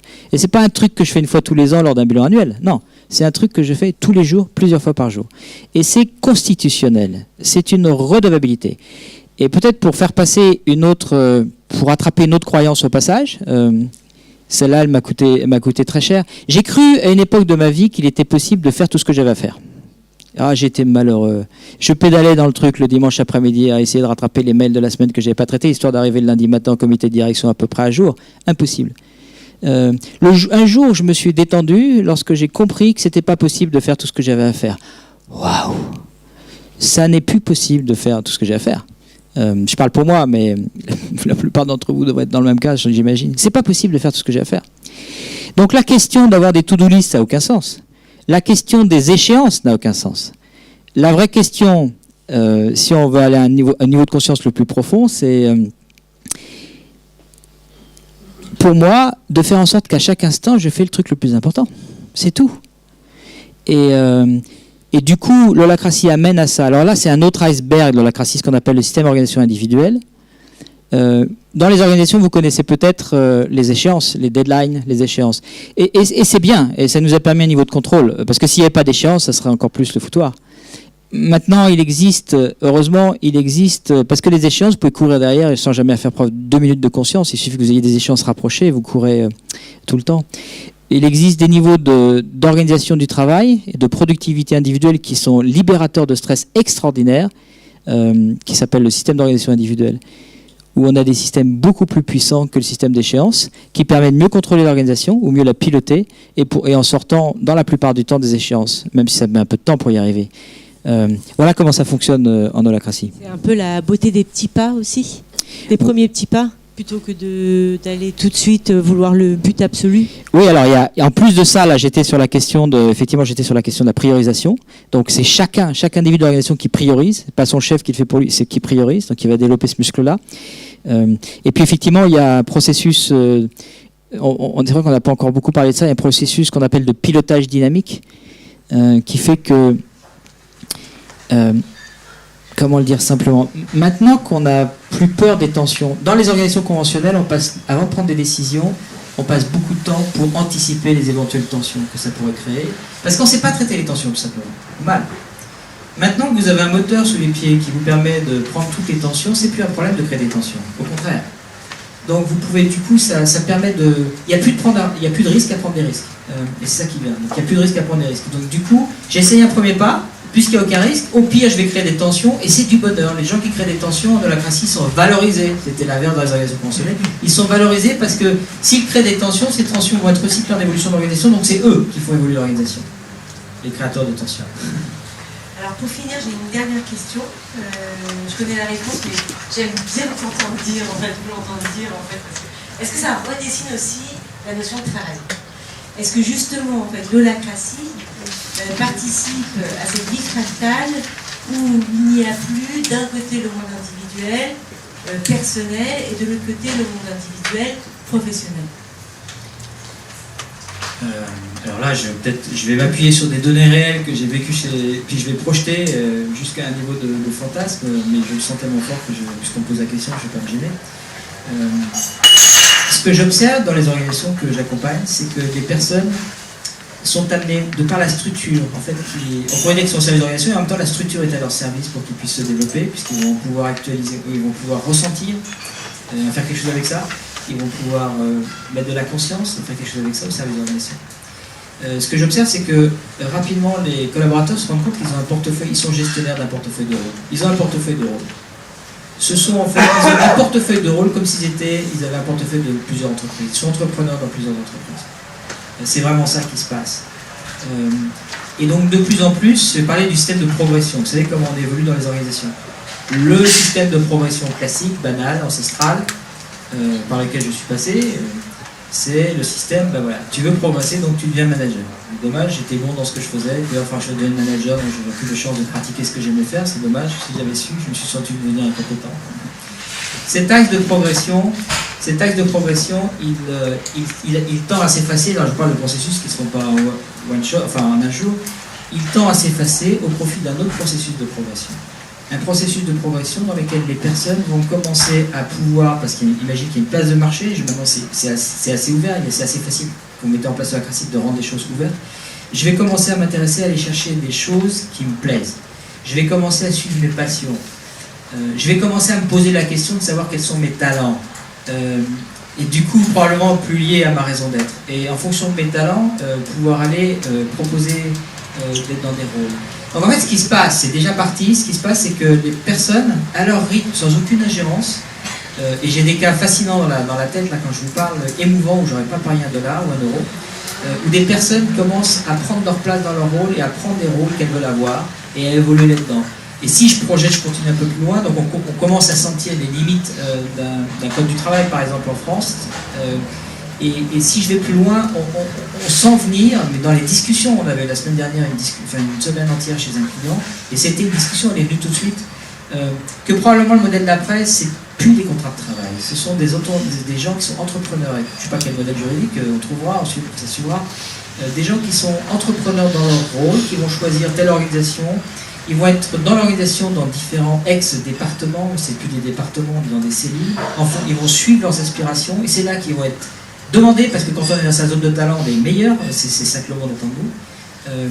Et en même temps, pourquoi pas être dans plusieurs organisations.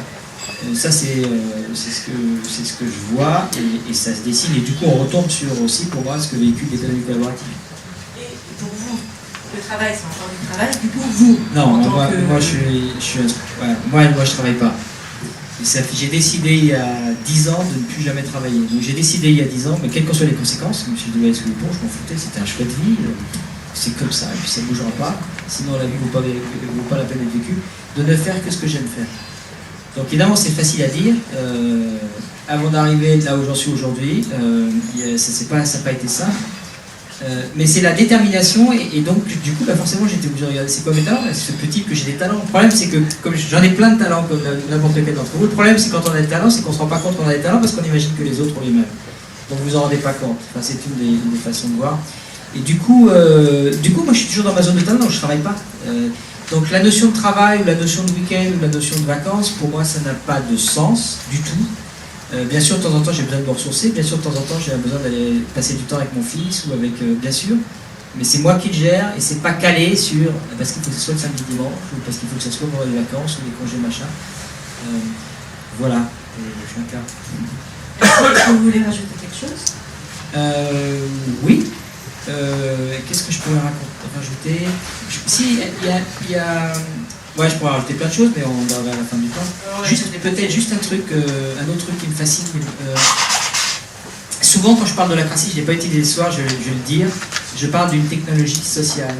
En France, on dit technologie, qu'est-ce que tu veux dire par là? Parce qu'on sort un iPhone, donc je ne parle pas de ça. Le mot technologie, il est assez mal connu en France. Le mot technologie, il a un sens profond. En fait, le mot technologie désigne des outils, des pratiques qui sont au service de l'évolution de l'humanité. L'invention du feu est une technologie pour l'homme.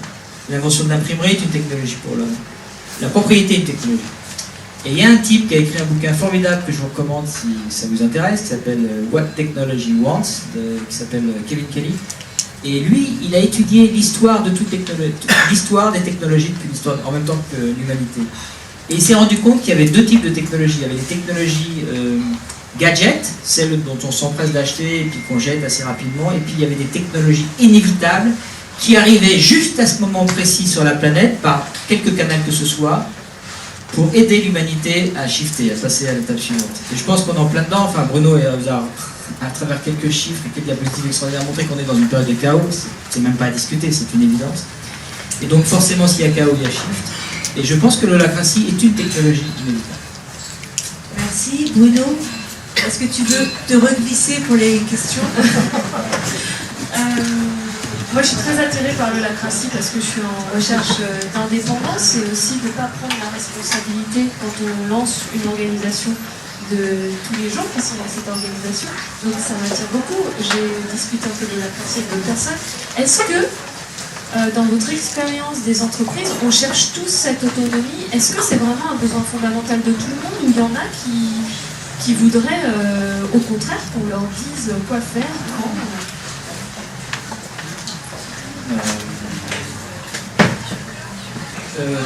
Non, c'est difficile de répondre à cette question. Comment est-ce que je pourrais répondre à la question? Je reviens sur terre, ça serait... Non, c'est ma façon de répondre. C'est juste de dire que ma réponse n'a pas de valeur. Comment est-ce que je pourrais répondre à la question? Ce que j'observe, c'est que il y a des gens... Je ne sais pas si c'est un besoin pour tous les individus, mais j'observe que c'est un besoin pour vous. Et après, en fait, ce que j'ai observé, c'est qu'il y a des individus qui foncent tout de suite. C'est des Ferrari, ils disaient en Texas, ils étaient plutôt frustrés, etc., etc. Après, il y a toute la catégorie des gens. Vous savez, je ne sais pas si vous êtes familier avec les études du Gallup, où il y a sur la motivation. Donc, en France, on a, en gros, études de Gallup font des sondages. En France, vous avez 14% des personnes qui sont activement engagées, c'est-à-dire qu'ils rament dans le sens du courant. Vous en avez 24% qui rament à contre-courant, qui sont activement désengagés. Et puis entre les deux, il y a des gens qui font semblant de ramer. Ce qui est dingue, c'est qu'il y a des pays qui sont encore plus mauvais que la France à ce niveau-là. Ce que j'observe, moi ça me fascine de regarder la partie des activement désengagés, parce qu'en holacratie, au bout de 2 mois, 3 mois, c'est pas possible d'être activement désengagé parce que ça rend un miroir impitoyable. Enfin, je trouve ça très simple.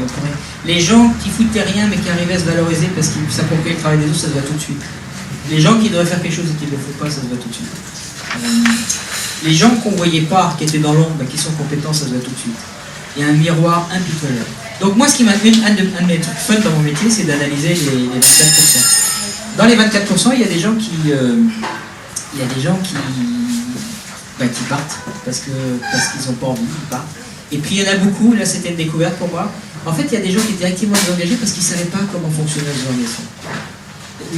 C'était pour eux une jungle. C'était trop compliqué pour eux. Et à partir du moment où on leur met en place des règles du jeu qui sont claires, du coup ils se réveillent. C'est hallucinant. J'ai en tête l'exemple d'une femme, un peu plus de 50 ans, plutôt introvertie, qu'on n'entend pas, elle ne parlait jamais. Voilà, qui était plutôt dans une stratégie d'exécution. J'aurais pas parié 1 euro parce que je me suis posé la question. Et 18 mois plus tard, vous la verriez dans ses rôles, n'essayez pas d'empiéter sur son rôle. Elle défend ça comme son territoire, c'est hallucinant. Elle a changé de stratégie parce qu'elle a vu qu'il y avait une autre stratégie qui marchait mieux pour elle, elle a changé ça. Est-ce que c'est vrai pour tout le monde? Je ne sais pas. Oui, bonsoir. Alors, moi, je suis venu ce soir avec une certaine crainte parce que, en fait, je vais sortir un bouquin dont le premier chapitre se termine sur les technologies sociales. Donc, je me demandais si j'avais dit beaucoup de bêtises ou pas trop. Je n'ai pas tout à fait la réponse, mais vous me direz peut-être. Alors, ce premier chapitre s'appelle mécaniser l'humain ou humaniser la machine. Et en fait, l'idée, c'est pour ça que ça se termine sur les technologies sociales, mais je voudrais avoir votre point de vue, c'est que finalement, l'entreprise, ça a été conçu, enfin le management, ça a été conçu comme une mécanique. Et que cette mécanique, très souvent, ne marche plus. Il y a des grains de sable, et il y a surtout beaucoup de jeux entre les acteurs qui font que cette belle mécanique dysfonctionne. Et donc, je me demande dans quelle mesure, justement, ce passage par les rôles, par tout ce que vous appelez la gouvernance, n'est pas un moyen de résoudre cette problématique des jeux qui font dysfonctionner la machine. Souvent, quand j'accompagne les organisations, quand je fais mes présentations, on a fait un format différent. La première question que je pose à la salle, c'est quelles sont les principales difficultés que vous rencontrez dans les organisations, et ce de manière chronique.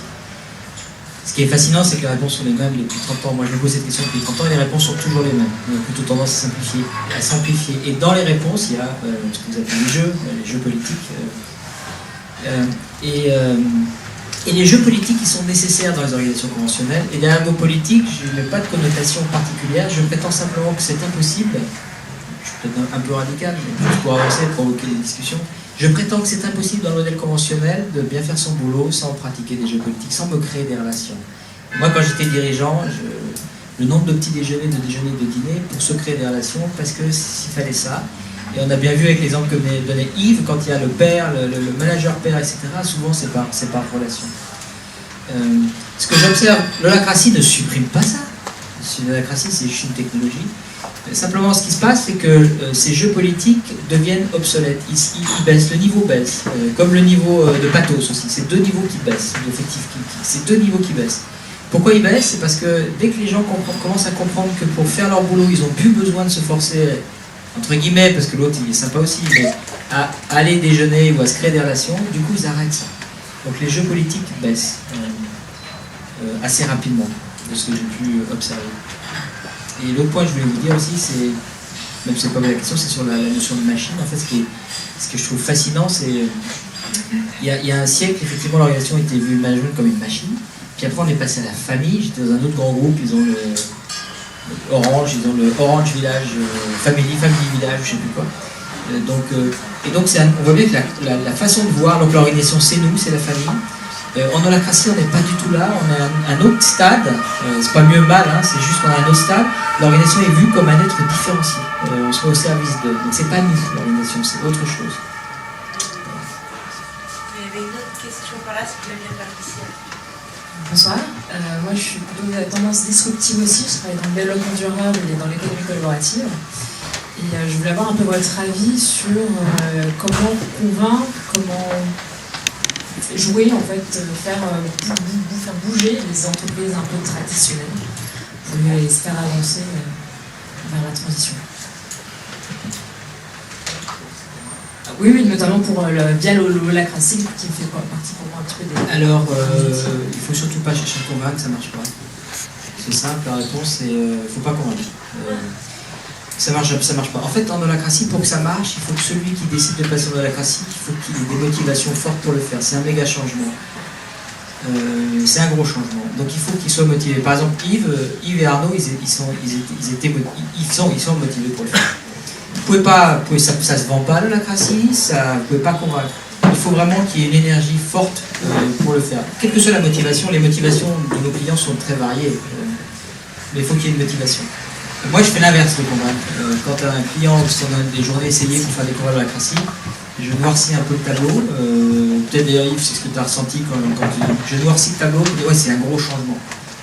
C'est la meilleure façon que j'ai trouvé de... Parce que derrière, on a vraiment besoin que le client soit motivé. Nous, en tant que consultant, on ne peut pas faire grand-chose au niveau de l'énergie. Voilà ma meilleure réponse. Tu veux dire un mot sur la question aussi, sur comment basculer des entreprises traditionnelles dans la transition? Oui, moi je sais pas si ça marche, ouais. J'ai une vision un petit peu plus radicale, c'est de leur dire que s'il faut rien, ils vont mourir. C'est l'effondrement, donc à la limite il suffit d'attendre. Il y a un proverbe chinois qui dit, tu sais, si quelqu'un t'emmerde, t'attends au bord de la rivière, tôt ou tard tu verras son cadavre passer. Voilà.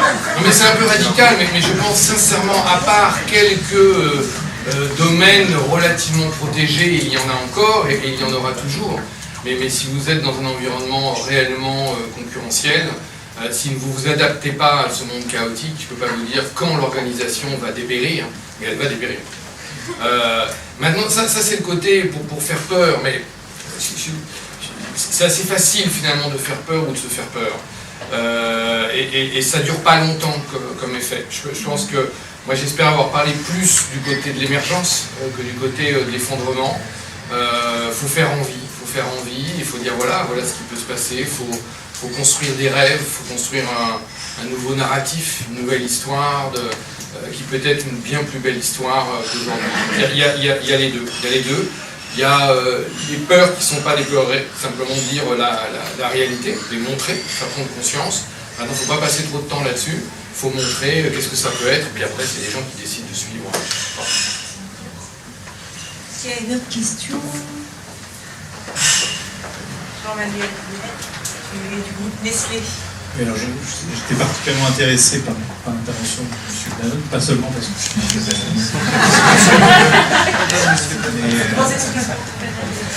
Danone. C'est savoir si une cellule qui bascule de cette façon peut rester un certain temps et combien de temps indépendante sans que toute l'organisation bascule.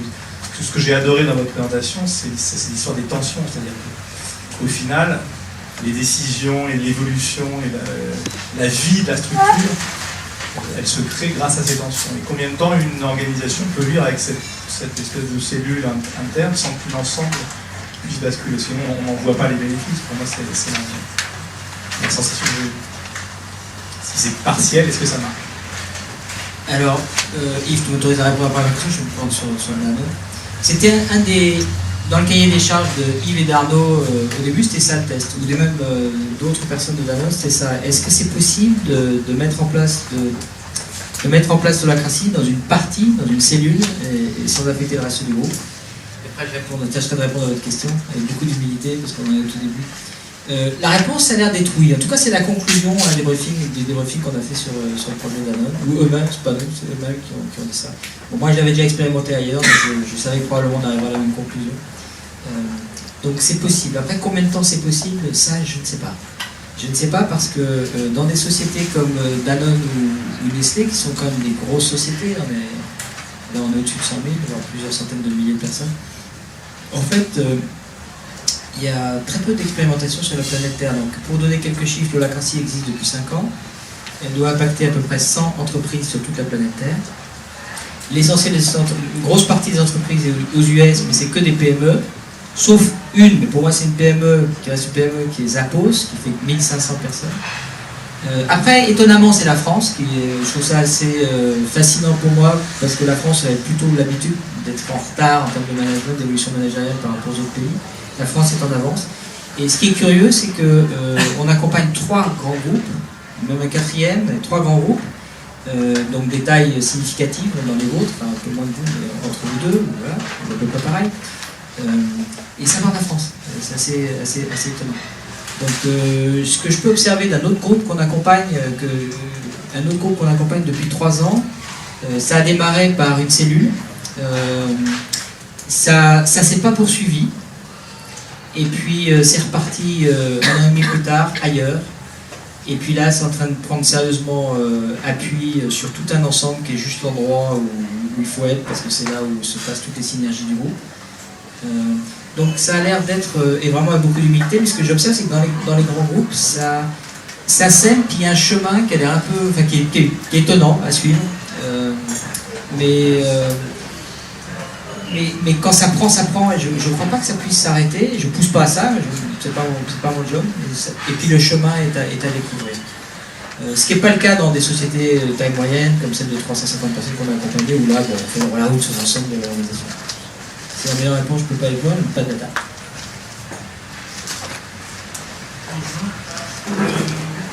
Ma question elle porte sur est-ce que le débat qui est actuellement, enfin le sujet qui est actuellement sur le bien-être au travail, c'est quelque chose qui vous peut-être un argument qui peut vous aider dans votre démarche, parce que bon, je vous parle pour connaissance de cause en tant que secrétaire de CHSCT de mon entreprise. Et moi, ma conviction, c'est que on peut avoir, évidemment, ça se passe bien que les salariés sont mieux au travail, mais pour être mieux au travail, ça passe forcément par la gouvernance et l'organisation du travail. Or, en France, c'est très difficile de toucher à la gouvernance du travail, ne serait-ce que par la façon dont est organisé le dialogue social. Et je voulais savoir si aujourd'hui le débat qu'il y a sur la prévention des risques psychosociaux, c'est quelque chose qui finalement peut aider les chefs d'entreprise à passer à la technologie. Est-ce que vous rencontrez ça sur le terrain? Est-ce qu'aujourd'hui ça vous aide finalement à gagner des... Alors, oui, vous avez envie de faire du business pour nous, c'est cool. On se parlera après, chercher un commercial pour la trouver. Non, si on parle des risques psychosociaux, oui, pour moi la réponse c'est oui. Je peux développer en quoi le fait de mettre en place une gouvernance dans l'holacratie permet de mettre en place tous les ingrédients qui fait que la personne qui a envie d'être heureuse peut l'être sans que personne ne fasse d'ingérence sur elle. Et j'ai utilisé volontairement le mot heureux pour derrière il y ait des challenges et une autorisation d'aller plus loin là-dessus. Voilà, après, sur les risques psychosociaux, on ne parle pas avec ces gens-là. Une fois, on était intervenant, on a intervenu à une conférence où effectivement on était centré sur les risques psychosociaux. Donc on est venu et j'ai bien vu les liens qu'il y avait. Voilà. Encore une fois, on fait savoir et puis on essaie d'en parler le mieux possible. Et puis après, c'est par loi de résonance. En fait, les gens qui viennent... On est sur une technologie pionnière, parce que vous connaissez la loi de diffusion de l'innovation. En fait, c'est les pionniers qui sont attirés. Que tout le monde ne vienne pas, c'est pas grave, on serait débordé.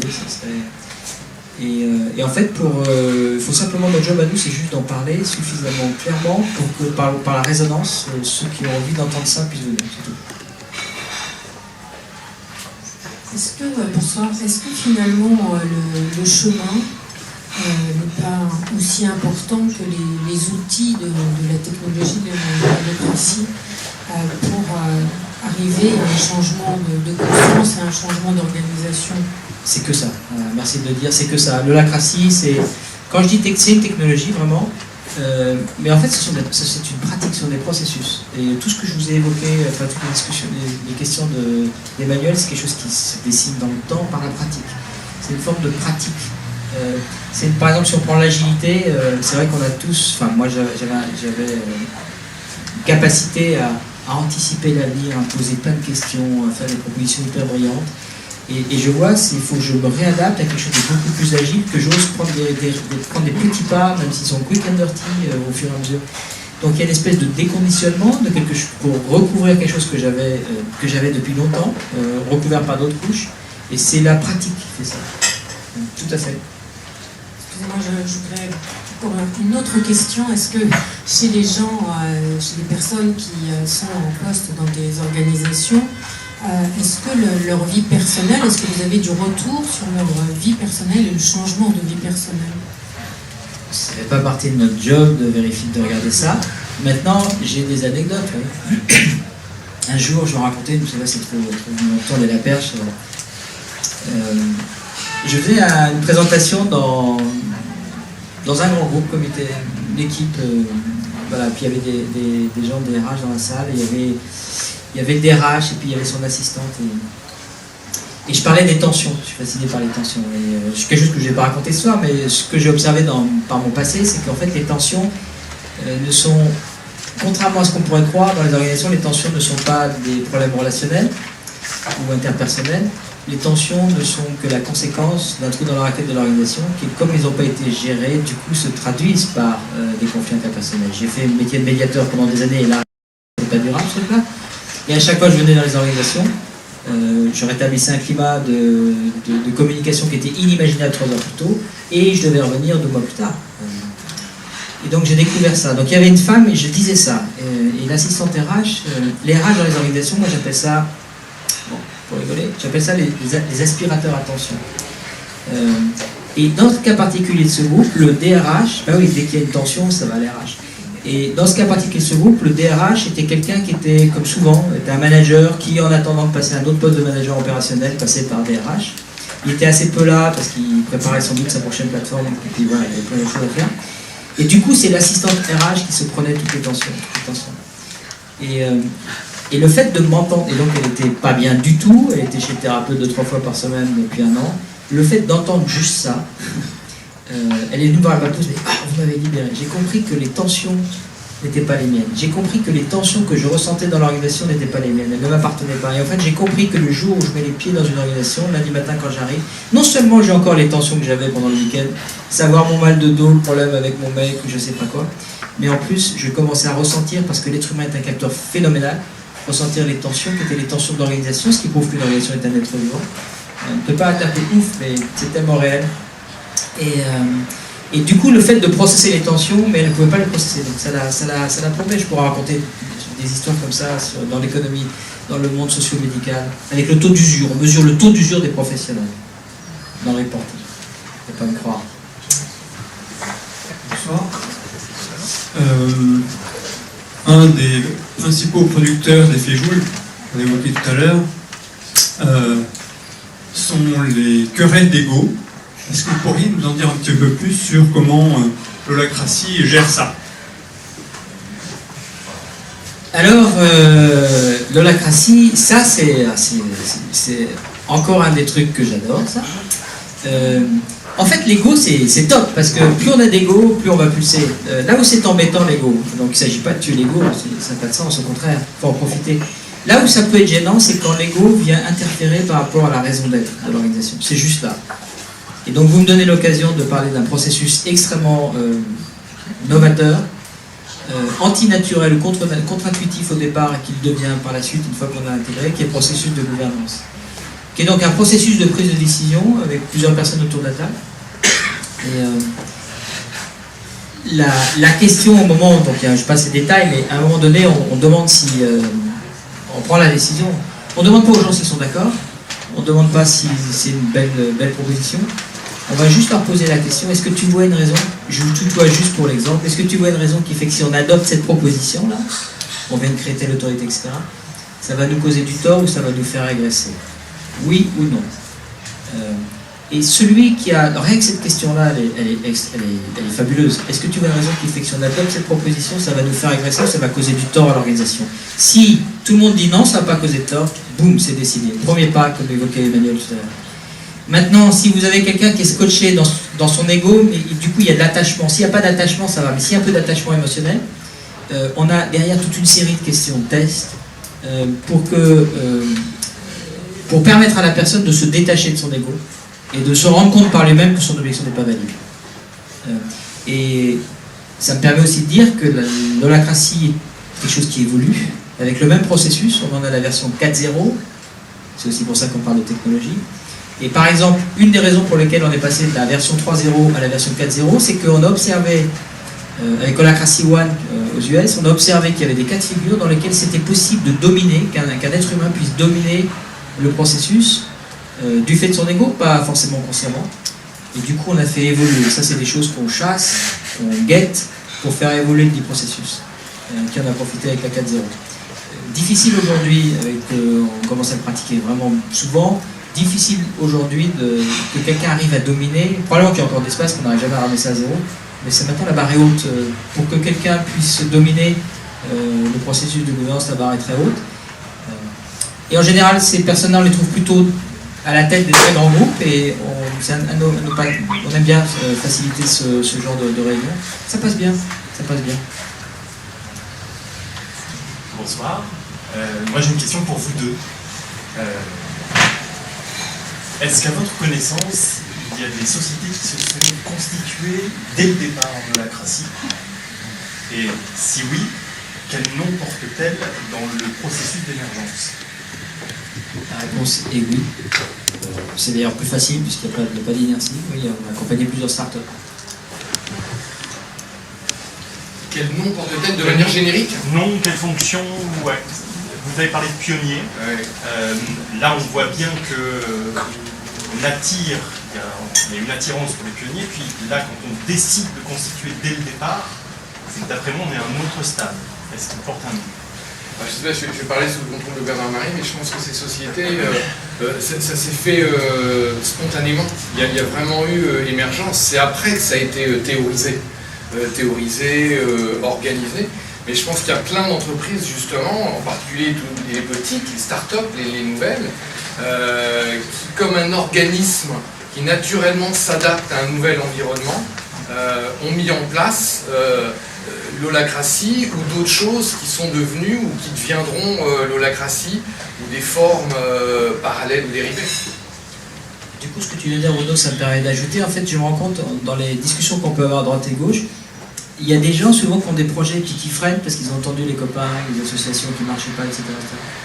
Je pense que le fait que ce type de technologie, soit l'holacratie ou d'autres types d'approches, existent et de nature à... Ils étaient dans l'attente de ça pour passer à l'acte. En écoutant Renaud, j'avais 3 cas en tête de sociétés qui faisaient comme ça. Comme s'il y avait un frein. Souvent, il y a un truc que je trouve ça extraordinaire de gens qui sont en transition, vous savez, un groupe, crise de conscience, etc. Et en général, ils en ont gros sur la patate avec les organisations dans lesquelles ils viennent. Et quand on leur présente ça, ils disent « Ah, ok, je me réouvre à la possibilité de fonctionner dans une organisation sous réserve qu'elle utilise l'holacratie. » Donc il y a ça aussi. Et c'est fort, hein, parce que beaucoup de personnes qui sentent ça. Donc dans les MEN, dans l'inconscient collectif, il y a ça. Moi, j'avais une question concernant l'équilibrage des rôles. Est-ce que vous constatez que dans l'entreprise, les rôles se rééquilibrent en mettant en place l'holacratie? C'est-à-dire, je m'explique, hein, je pense que dans nos entreprises, il y en a qui travaillent beaucoup plus que d'autres et qui sont motivés plus que d'autres. Vous parliez qu'on arrivait à voir facilement ceux qui ne travaillaient pas. Est-ce que le niveau en fait, de performance monte ou est-ce que ça s'équilibre entre toutes les personnes?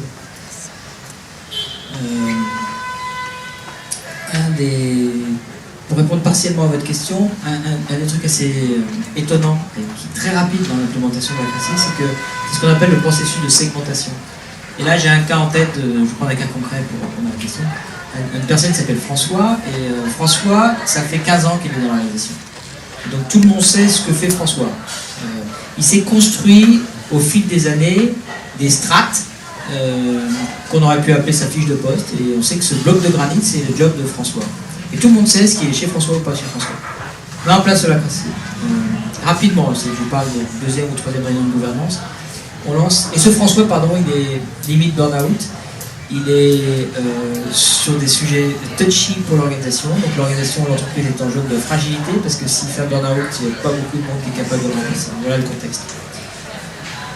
En une demi-heure de réunion de gouvernance, on segmente, ou on décompacte, on segmente ce bloc de granit en 15 rôles. 15 rôles, parce que là maintenant on a un outil sérieux qui peut... 15 cellules si vous voulez, 15 cellules qui sont homogènes, 15 cellules qui requièrent le même niveau de seniorité ou d'expertise. Sur les 15, François en a gardé 4, ce qui l'a soulagé puisqu'il a pu en libérer 11. Et du coup par ailleurs dans le groupe on avait besoin de son niveau de seniorité pour d'autres rôles. Et les 11 qui ont été libérés ont pu être affectés à des personnes qui criaient de ne pas avoir d'autorité.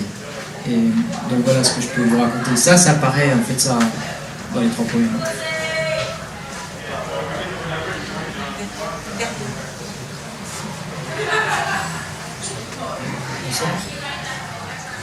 J'ai 2 petites questions. J'aimerais savoir si les personnes qui ont pratiqué l'holacratie ont témoigné que ça avait révélé des talents, peut-être chez elles, peut-être inhibés. Et une autre question, savoir si vous connaissez la communication non violente et si vous trouvez qu'il y a un lien avec l'holacratie. Je vais commencer par la seconde. Oui, je connais la communication non violente, plein de choses, dont la communication non violente. Est-ce que c'est un lien? Oui, il y a plein de choses. Un jour, je faisais une présentation de l'holacratie, il y a quelqu'un qui me voit et m'a demandé si c'était bouddhiste. Je lui ai dit non, mais c'est pas possible, ce que vous racontez c'est bouddhiste. Donc en fait on arrive à un stade, mais ça revient à ce que je vous ai raconté sur les technologies inévitables, hein. Il y a quelque chose qui s'organise, qui fait que les trucs qui arrivent à l'humanité, bon voilà, donc voilà, il y en a qui me parlent de méditation, donc ils voient dans l'holacratie une pratique de méditation. Pourquoi pas? Donc voilà ce que j'ai envie de répondre sur la CNV. Donc oui, tout est, voilà, il y a des trucs qui arrivent au moment sur la planète Terre, parce que heureusement que ça arrive. Et sur la première question, Oui, j'ai des cas de personnes qui... En fait, ça amène forcément une réflexion sur le sujet. Donc à partir du moment où vous posez la question quels sont mes talents, il y a déjà un processus qui est plus ou moins rapide qui lance ça. Et il y a des personnes qui effectivement... voilà, j'en ai même un en tête. Brillant manager, top niveau dans une grande société. Il met en place l'holacratie. Du coup, le manager, qui pouvait l'occuper malheureusement pour lui 100% de son temps dans son job de management, il n'occupe même pas 10% sur deux grosses équipes, avec des équipes en dessous, hein, c'est un bon niveau. Du coup, il a pu se libérer de ça, il passe moins de 10% et il peut faire ce qu'il adore faire. Donc c'est un type qui a eu l'intelligence de garder, de conserver et d'entretenir un art de faire sur le métier de cette société. Il le continue, comme il est repéré là-dessus, donc il continue, il amplifie en fait, il passe beaucoup plus de temps à faire ce qu'il adore faire que dans sa zone de talent. Voilà un exemple qui me vient. Derrière, la formation des jeunes, comment c'est compatible avec l'évolution de la formation parce que dans le système ancien, beaucoup par l'environnement, beaucoup par voir, on travaille de progresse. Donc là, les jeunes ont-ils des rôles, comment ils progressent? Je propose que Margot réponde, parce qu'elle est jeune, elle a démarré à 18 ans l'organisation holacratique.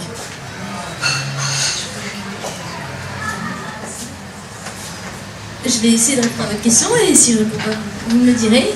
Donc j'ai effectivement commencé à travailler chez AGI Partners à 18 ans et j'avais pas fait d'études au préalable. Donc je suis directement rentrée dans l'organisation et on m'a affectée à des rôles. Donc pour moi, j'avais vécu l'environnement hiérarchique pyramidal parce que évidemment j'ai eu un environnement familial et un environnement éducatif qui était dans ce mode-là. Et donc quand on m'a donné des rôles, dans un premier temps, j'avais un peu peur et je ne savais pas trop quoi faire.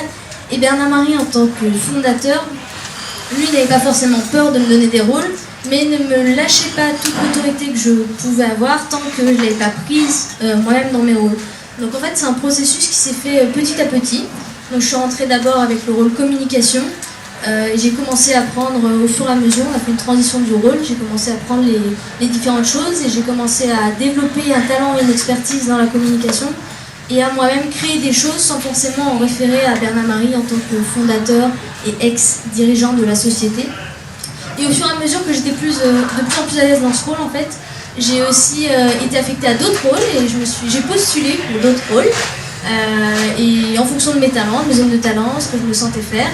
Et oui, dans ces autres rôles, j'étais novice et puis au fur et à mesure, j'ai acquis de l'expertise et je continue à apprendre. Et en fait, c'est un équilibre qui se fait, c'est-à-dire que j'ai des rôles dans lesquels maintenant je suis à l'aise.